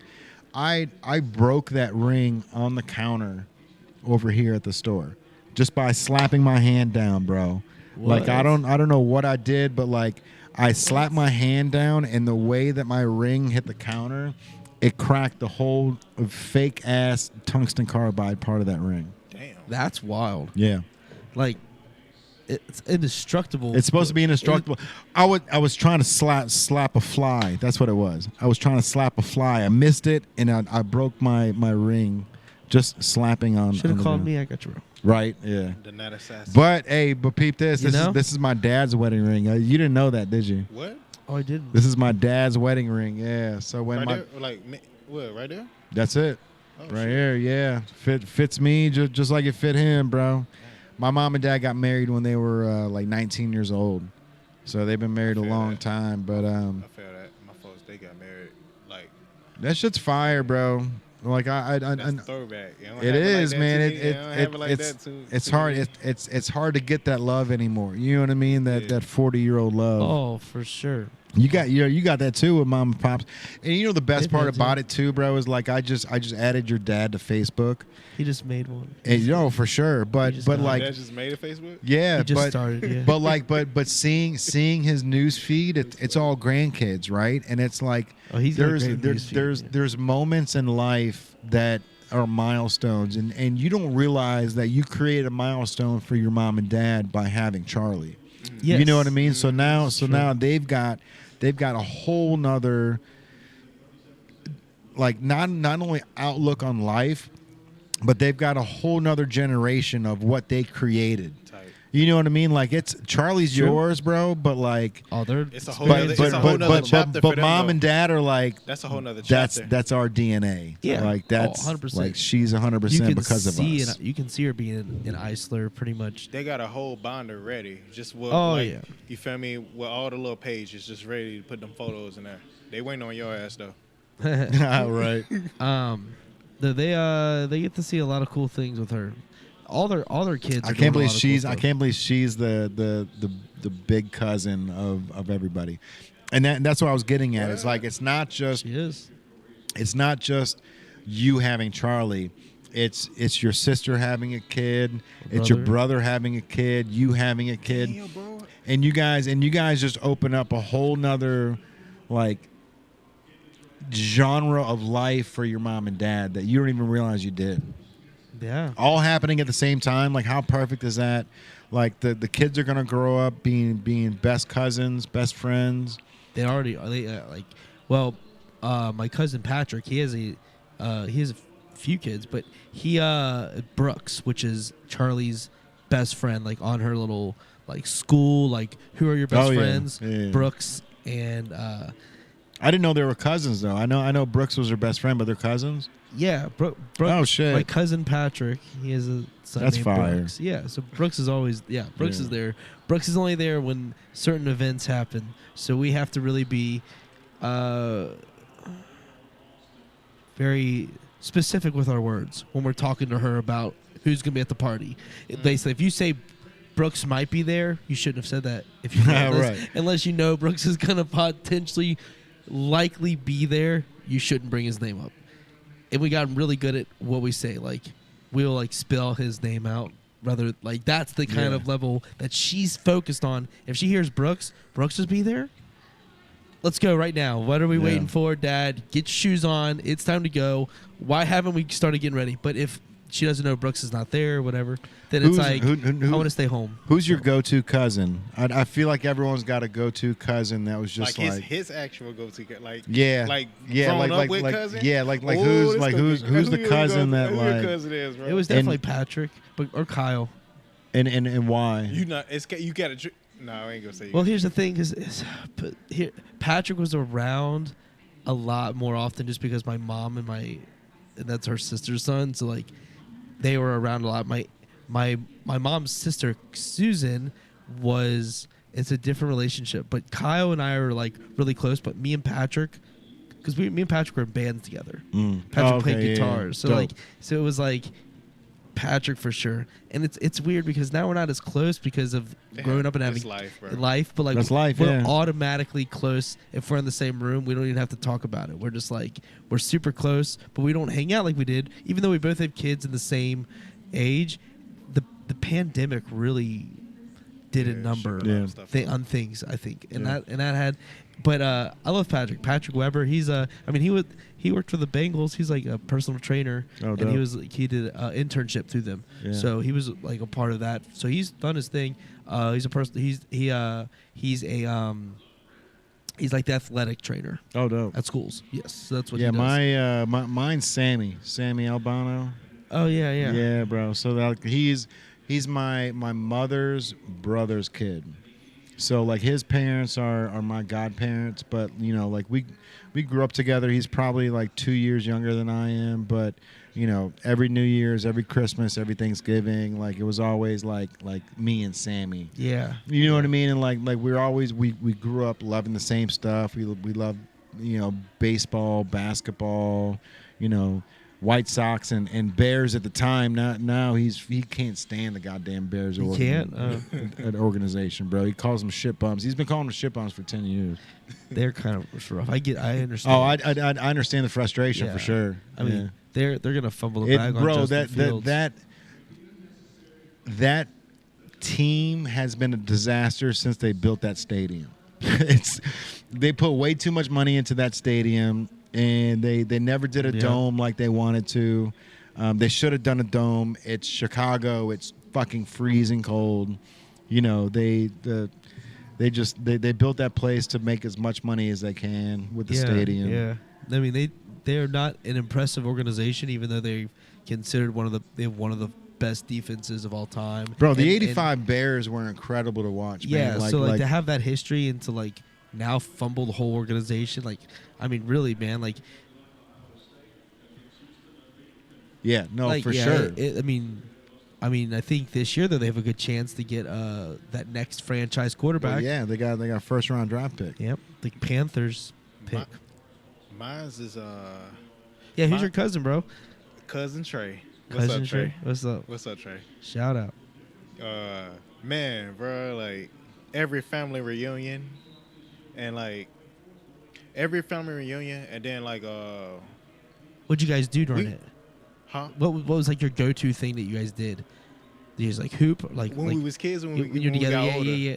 No, I guess when it started, both? yeah, the whole both, yeah. You know what I'm saying? Like when we was kids, it was just like you know how it is when you're a kid and you with your favorite cousin. Now it's like an adventure.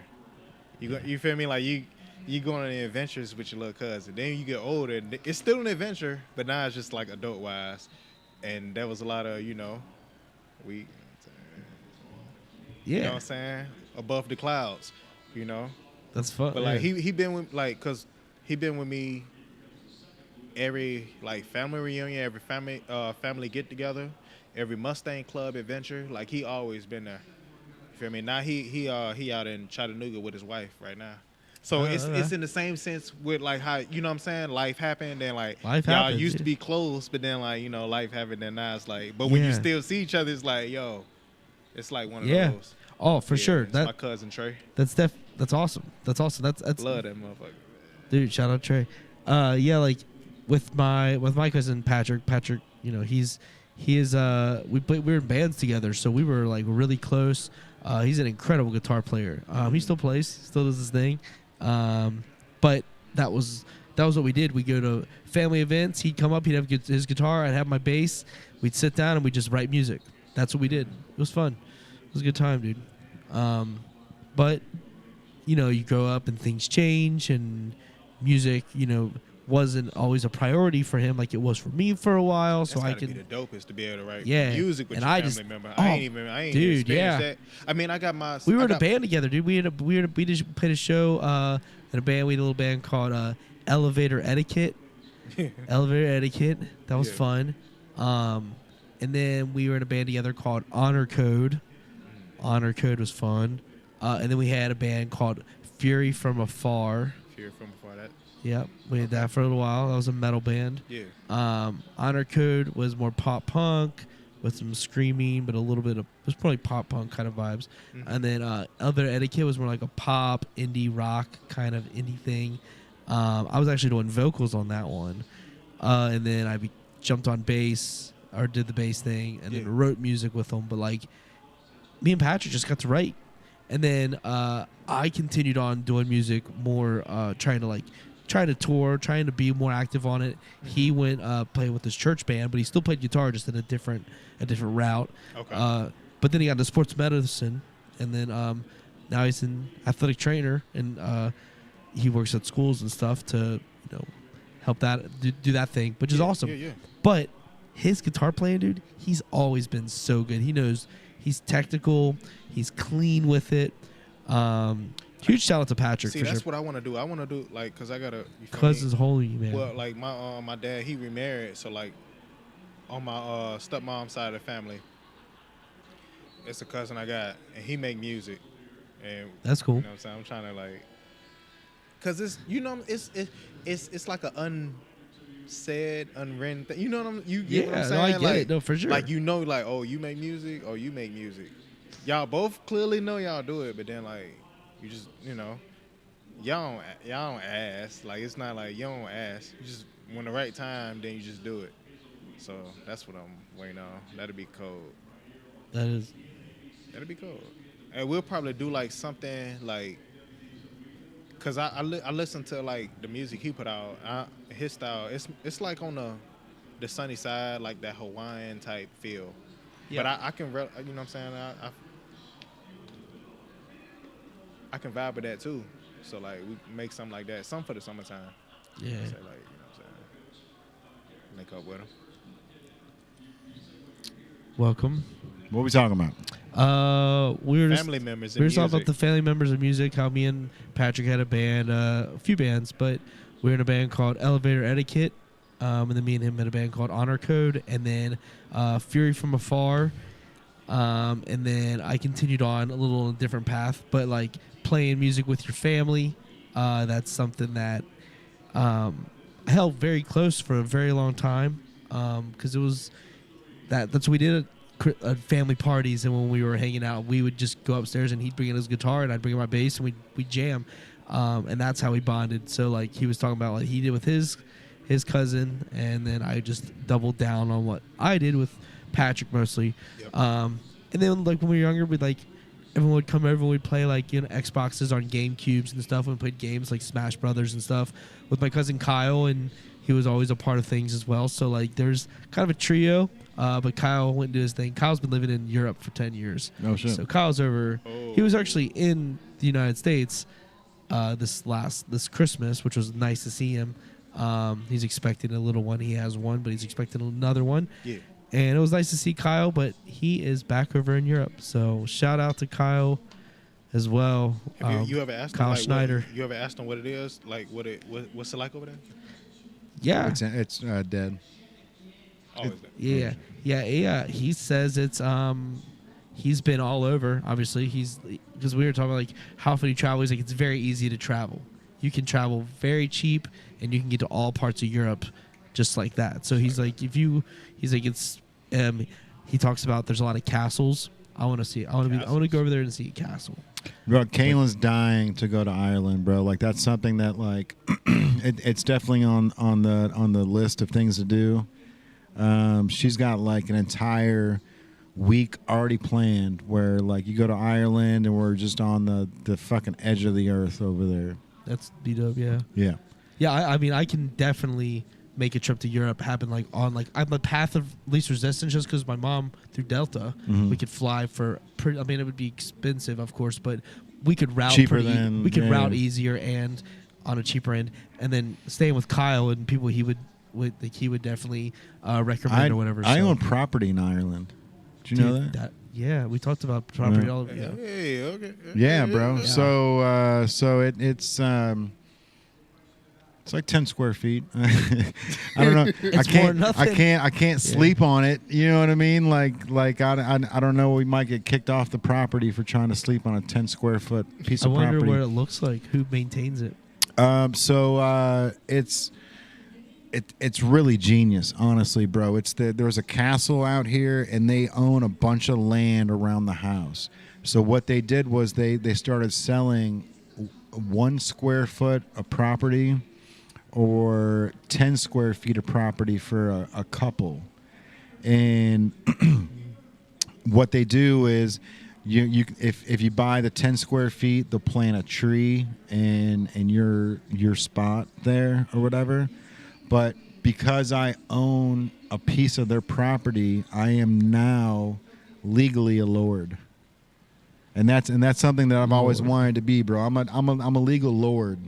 So like Lord Banks, that's me, bro. I'm a legit lord.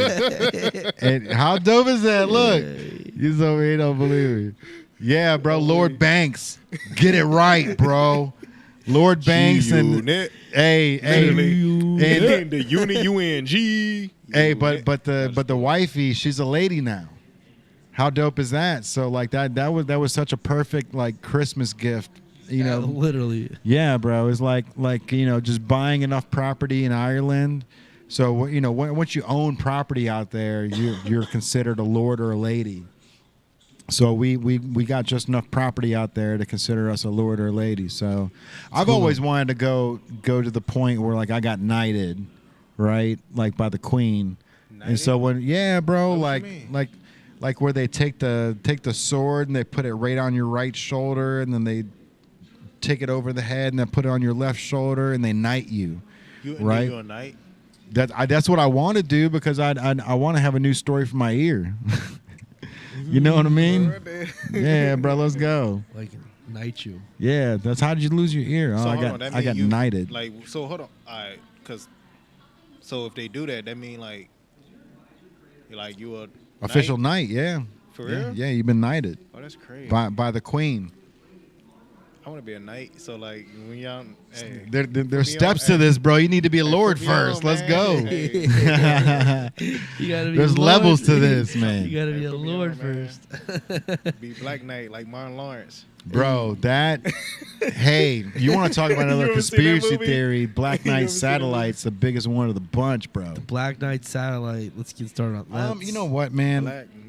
This week we haven't heard about it in a minute though. This week, talked about it in a minute. and I am going to work hard at starting the What If podcast because all I need to do is basically tell the story on the microphone with subtitles.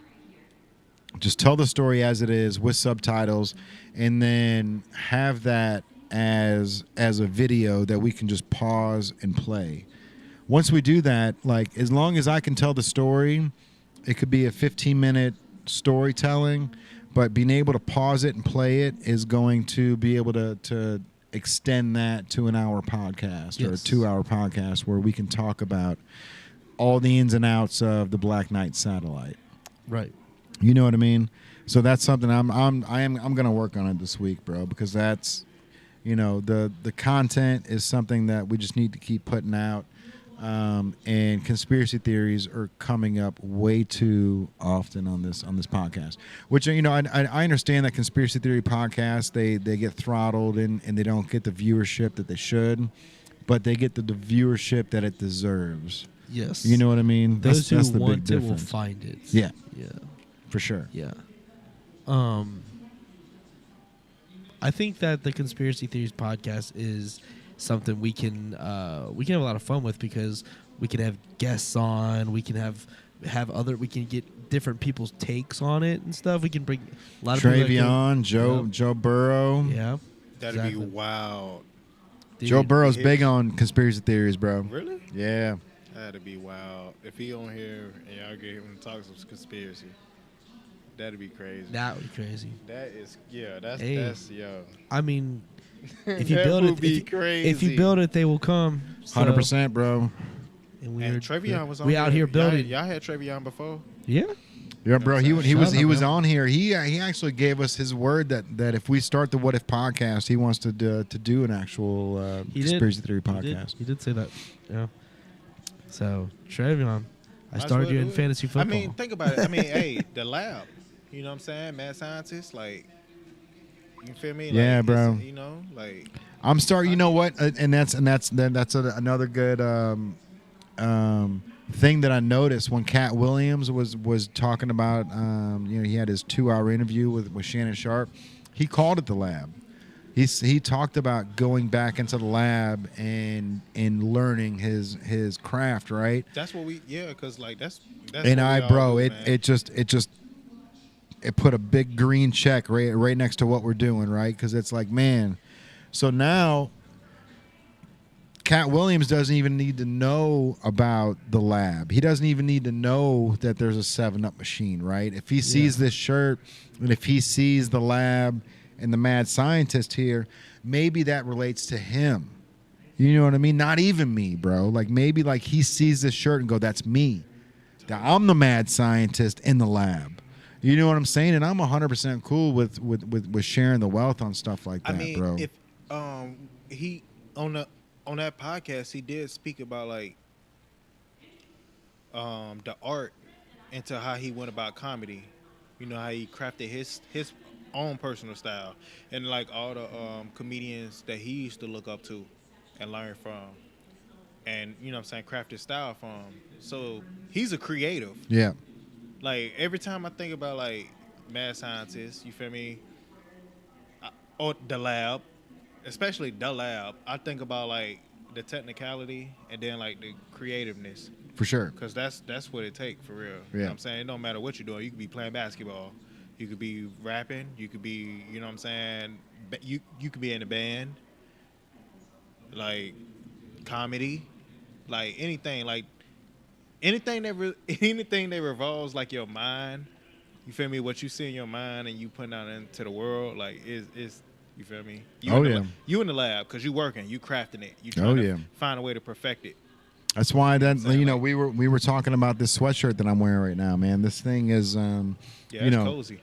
It's cozy, bro. It's garment dyed. It's not going to shrink at all. And then this is all puff, right? So there's no DTG on this one, which we like to go for because we like that all over print. But there's something clean about this watermelon, bro. You know what I mean? Just the mad scientist on the sleeve. And all this glows in the dark, too, which is fire. So at nighttime, all this glows orange. So does the lab right here. But it's one of those things, man, where we're testing the waters, right? And this logo here, it's perfect. This logo is about as close to the hats as it gets. We talk about like things that are prepped and ready to go. Like I really think that this logo right here is the thing that's going to have longevity. You said it glow orange? Yeah. That's crazy. Yeah, it glows orange. Yeah, we've got like all of our puff actually glows. So any of the puff that's back, except for the black. The black's not going to glow, obviously. But, Yeah. But those are things that we're just trying to double down on, right? Or the things that are a little bit different than most brands. And I do think I'm gonna start getting back to doing one-of-a-kind pieces, but I think on top of the one-of-a-kind pieces, I'm gonna add a serial number to it. You know what I mean? So it'll be like it'll have a logo somewhere on the shirt that says Native Brand number 112. You know what I mean? 113, 114, 115. So each piece is going to have its own, not date on it, but it's going to have its own uniqueness. I got piece number 1,412. The uniqueness of it. So it's like, yeah. So hold on, like you go put because there's going to have to be an N number type. So like. No, it's not going to be like one of. It's not going to be like one of one. It's just going to be like. It's just gonna have a logo like whatever the mad scientist or the native logo is. I'm gonna hide it somewhere on every one of the clothes where just right here, boom, we just sublimate it or DTF it or DTG it right to the shirt, right to the jacket, right to the hoodie, whatever the one of a kind piece is. And I'm gonna like mess with like trench coats. Like bro, like things that like you can tell are one of a kind pieces. Like when you wear it, you're like, where'd you get that? Oh, this is one of a kind. It's not gonna be the native donut, Krispy Kreme hoodie. It'll be something where when you're wearing it. Surprisingly, people like really been like saying stuff about this. It's just fire, bro. It's so cool. Like everybody, they think about Krispy Kreme for sure. But then, like when they see the lettering, and then they're like, oh, I like your hoodie. It reminds me of, and I'm like, yo, well, you know what I'm saying? I'm at the stove. It's on the Newport Levee. I'm with the homies over at Native. You know what I'm saying? This is what we do. My man. You know what I'm saying? So. Yeah, well, that's a good window to the next subject, bro, which is Banksy, right? Banksy. So Banksy, for people who don't know who Banksy is, he's a graffiti artist There's the homies from Amador. End of the night. Cuban. Yeah, bro. We just had it the other day. Me and Tyrell. It was so good. It's always Yeah. good. So good, man. Always so good. The fire. It was so. Check it out. But so 2 items. So the Banksy, what's going on with him? For people that don't know, Banksy's a graffiti artist that no one knows his real name. He's been under the radar for so long, and he goes and basically defaces properties. But when I say defacing property, if he puts some of his art on your wall, your brick wall is now worth $120,000.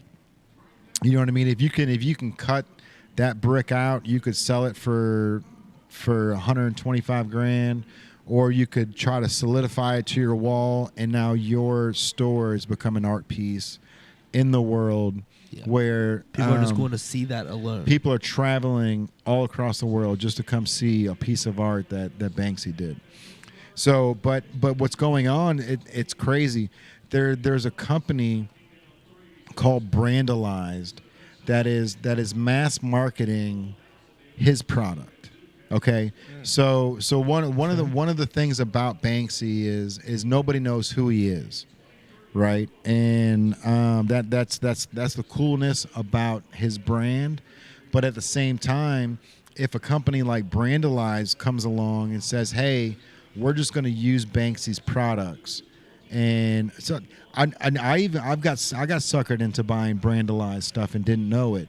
I bought 2 Funkos that were Banksy Funkos. One was the balloon girl, and the other was the robot. But both of those were from Brandalized, which isn't Banksy's company. That's somebody else's company that's using like Banksy's knockoff. likeliness. Yeah. But here's the thing.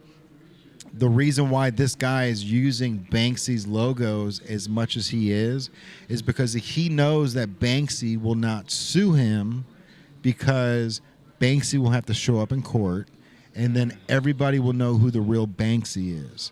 So what happened was, Banksy he's in a predicament right now because he's getting sued for $1.6 million from Brandalized. Brandalized they're stealing all of his designs, all of his. But they trying to sue him? They're suing him. Yeah. And the reason why Brandalized is suing Banksy is because Brandalized teamed up with Guess, the clothing brand, and they did a big event where they had Banksy's art in front of the store, and it was one of his most popular pieces of art. It was the flower bomb, where one guy's like, it looks like he's tossing a bomb, but it's a bouquet of flowers.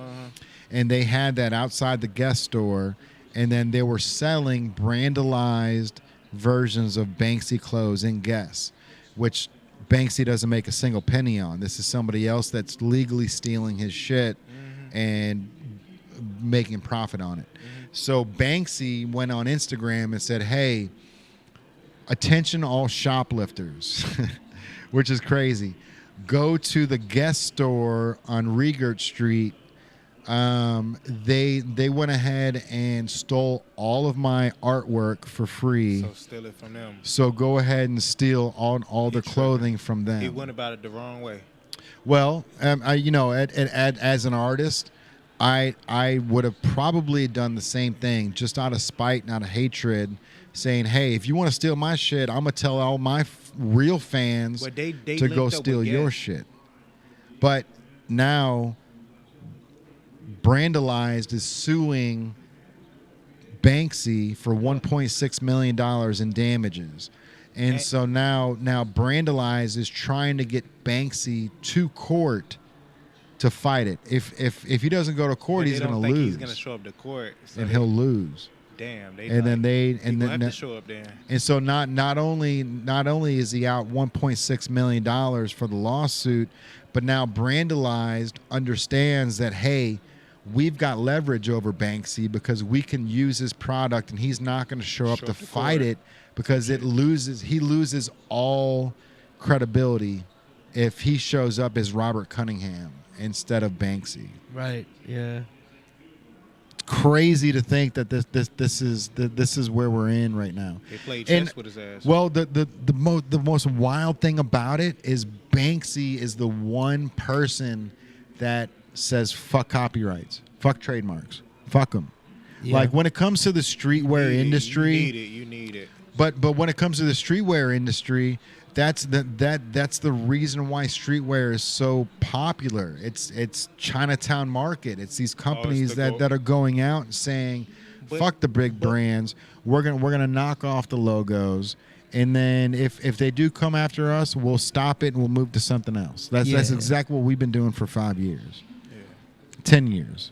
But then it get to the point where like you feel me? It still get a little. There bit is a deep, tipping point. even within, like you feel me? Like yeah. There's always a tipping point where too much is too much, and you got to pull back on the throttle. Yeah. But when it comes to somebody like Banksy, where his art is selling for millions of dollars and no one even knows who the guy is, bro. Do you think he really? You think he care to show up, or he like, you know what, this don't mean nothing. I can, you feel me? It might be a little bump on the chin. I can scratch, do you think he need to show up to court for this, or he can bump it off and he'll be all right? I think he needs to get his lawyers involved, and I think his lawyers need to show up in court, and his lawyers need to fight it. I think he needs to protect his brand. Tight. And if he goes to court fighting it, his entire brand is tarnished, because now you know who he is. Now you know that he's a father, and he's got 2 kids, and he's got bills, and he drives a Honda, Civic, bro. Like these are things you don't want. Yeah. You don't want the mystery to know. Yeah. I got you. No one. I mean, I think more people would not want to know. There's the curiosity in things, but like having that mystery in something in life.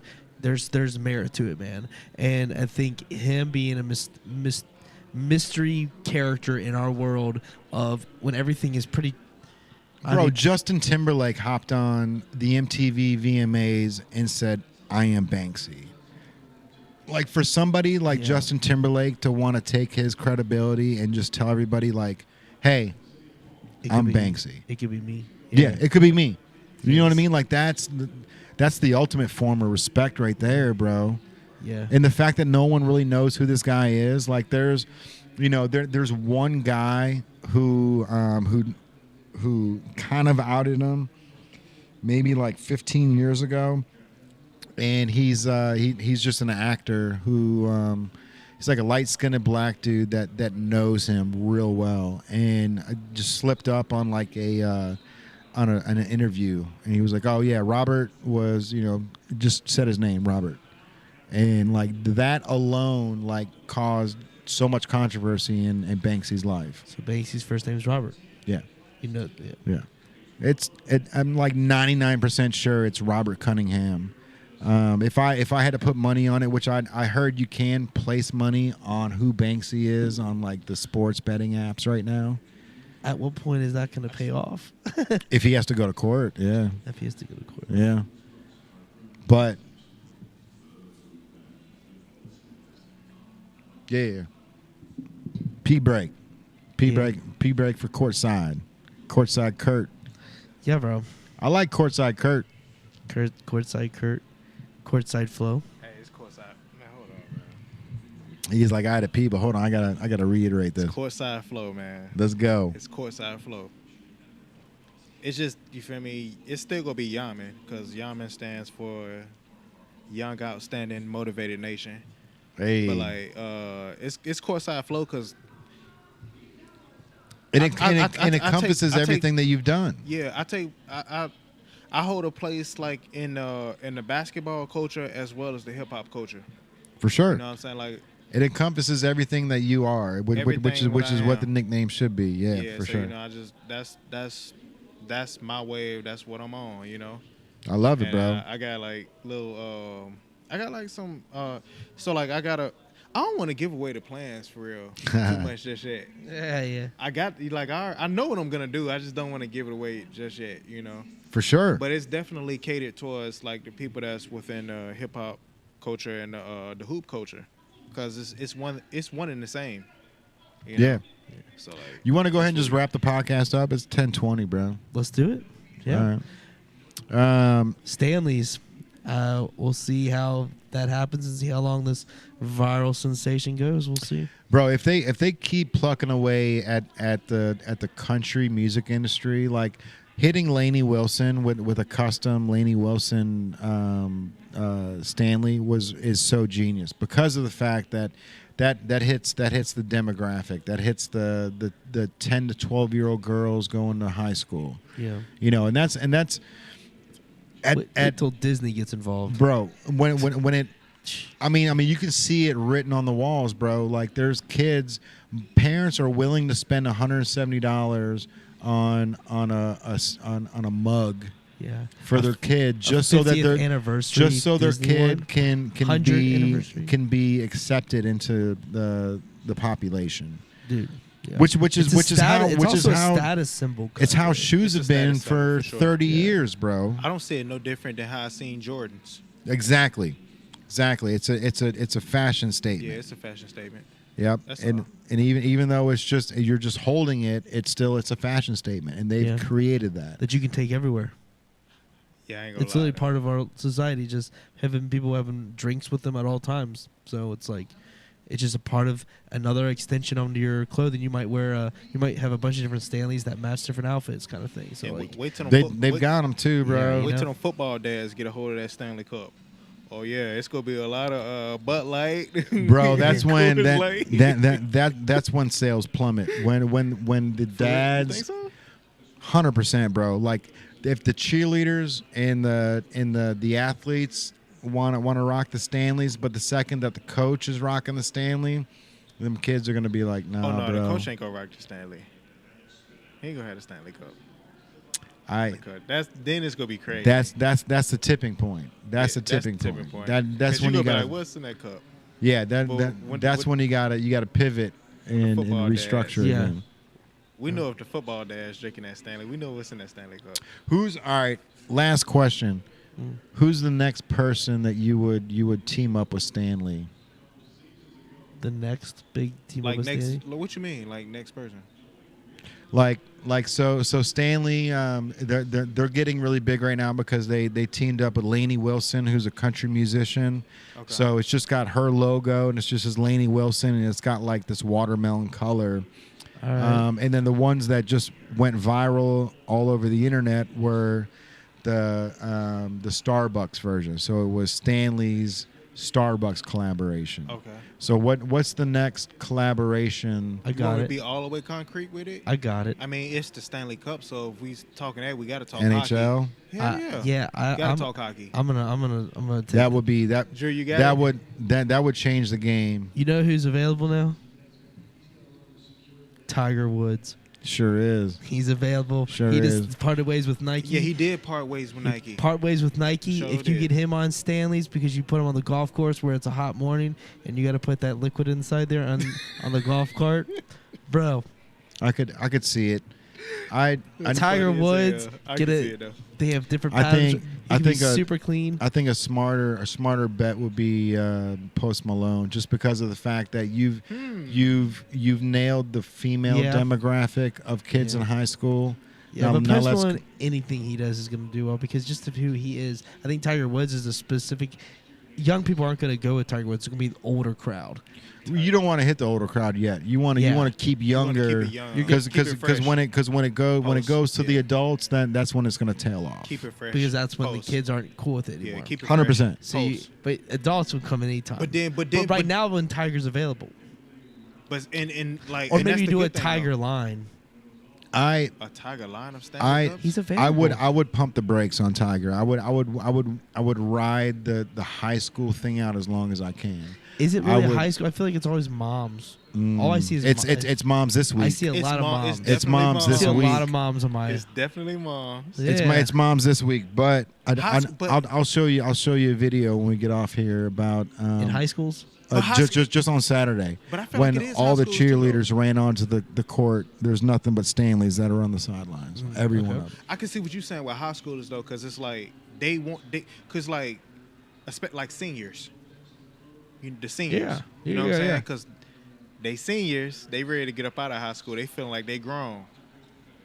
What better statement to make to feel like you grown than to have that Stanley Cup right before you go? You know what I'm saying? So I understand what you're saying. Yeah. You feel me? Post, I could understand that too.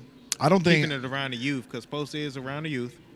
But then at the same time with Tiger, like it's too early for Tiger. But at a certain point in time, you could reach the Tiger. He's free though. That's I why think his timing is available. Yeah. Here's what I would do. And I everybody would know, he's like Someone's gonna get Tiger Woods nod. And New they're gonna- Balance. New Balance is gonna either New Balance or I could see Adidas coming after You gonna him have a whole starter pack really then. You quickly. gonna have a starter Well, no, pack. he's still got the Nike contract though, right? No, he just parted ways with Just Nike. part of Nike. Yeah. Yeah, No, he 100%, done with bro. it. Yeah, he's out of the Adidas is throwing him money right now. Adidas 100%. or New Balance, which one you think better? Uh, I ain't gonna lie, Adidas got they shoes are very let me comfortable. let me tell you I'd have hooped in a couple pair of Adidas. They go hard. here's the Trump move. Here's the best move that could possibly happen in any situation. All right. Hoka. Who is that? Exactly. Hoka is a new shoe brand that's coming out. HOKA. They're geared towards like 40-year-olds that have like it's kind of a cool shoe. It's nothing as cool as a Nike, right? But they're making waves where they're starting to pop up on the Complex Sneakers podcast, shit like that. I could see somebody like Hoka going. Is it about the colorway or is it about like the Comfort. That's all it comfort. is. It's about the 100%. It's just So a they new. look It's a dead new version of New Balance. tight. It's just okay. yeah. Is But- the colorway something that you can rock with though? Like No, they're old. They're old men's shoes, bro. They're old men's shoes. But here's I think the play for Stanley. okay. Either licensing it to the NBA, where you can do NBA Cups, because Yeah. then you're hitting two demographics. You're hitting the adults, and you're hitting the kids that are fans of Stephen Yeah. Curry. The Mavericks. The Mavericks will be Mavericks. all over that. Yeah. Or you go after one specific NBA athlete.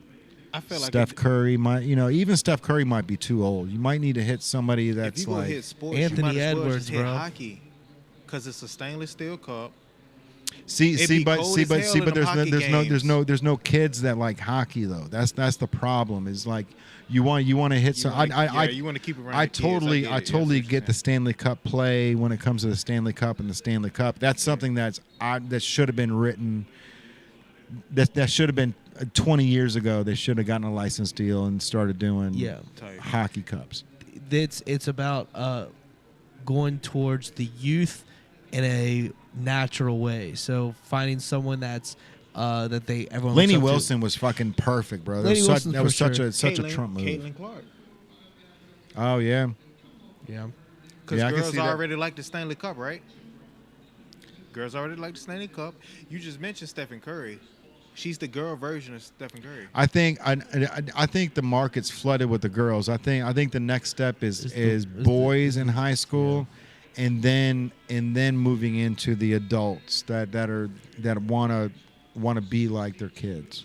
So I would say it's probably like Luka. Having a Luka Doncic. I think Luka. But what significant?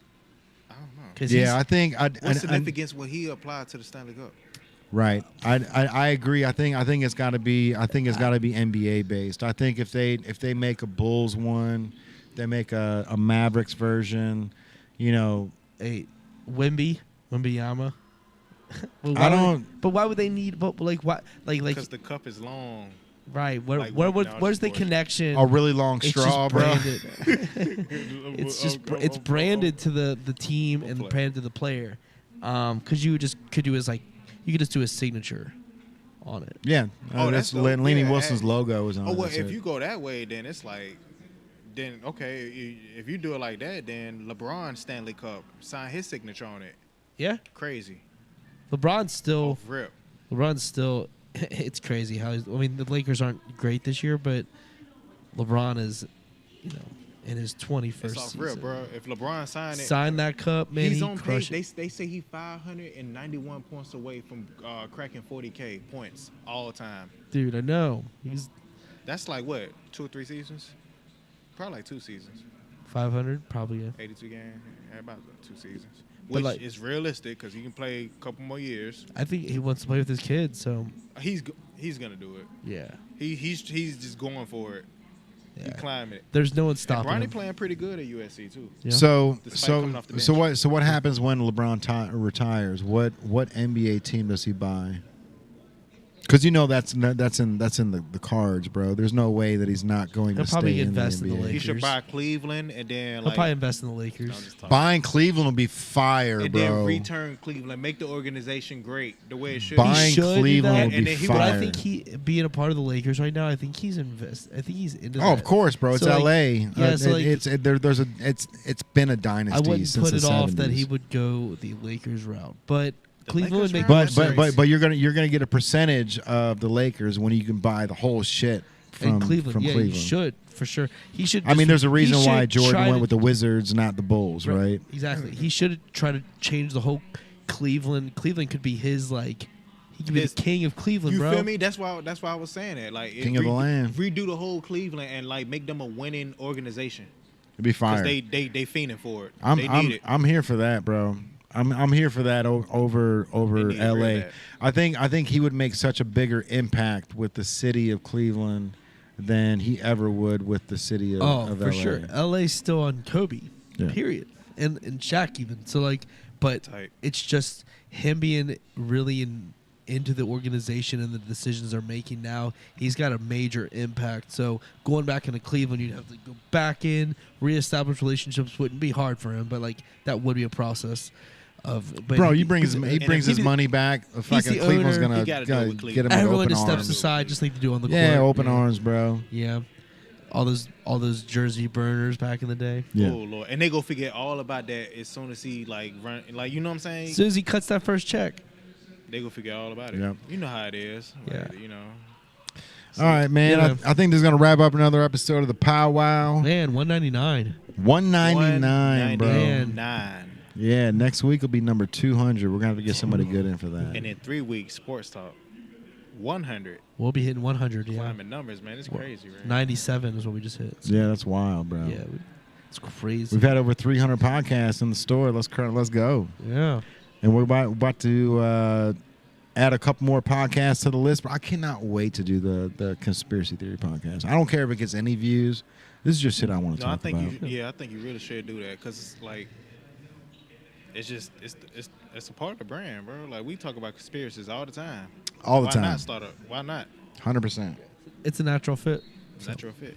All right, man. Well, I appreciate you guys for tuning in for another episode of the PowWow. I'm not sure if this was on Instagram or not. I apologize if you couldn't see us. It was all zoomed in because of the long shot or Yeah. whatever. So we'll figure that out. We'll get it going. Yeah. But I think hopefully next week I might have those Ray-Ban sunglasses, Those would be Ray-Ban dope. Meta glasses to go live, so you can have a Yeah. point of view. That should Yeah. be the Patreon page right there. Yeah. Like it's Behind the just scenes. Behind the scenes. Within the scenes. You're literally inside the. That's a the good shot. idea. Let's Uh-huh. go. Yeah. Make that money back from them $300 Ray-Bans. Right. All right, All man. right. So if you guys want to be a part of the podcast, comment below or DM one of us. Until next week, we're out of here. We out later. Peace out, y'all. Stay Bye. warm. Hey, J Banks AI and Courtside Flow in the building. We out here. We're out. Appreciate y'all. Talk soon.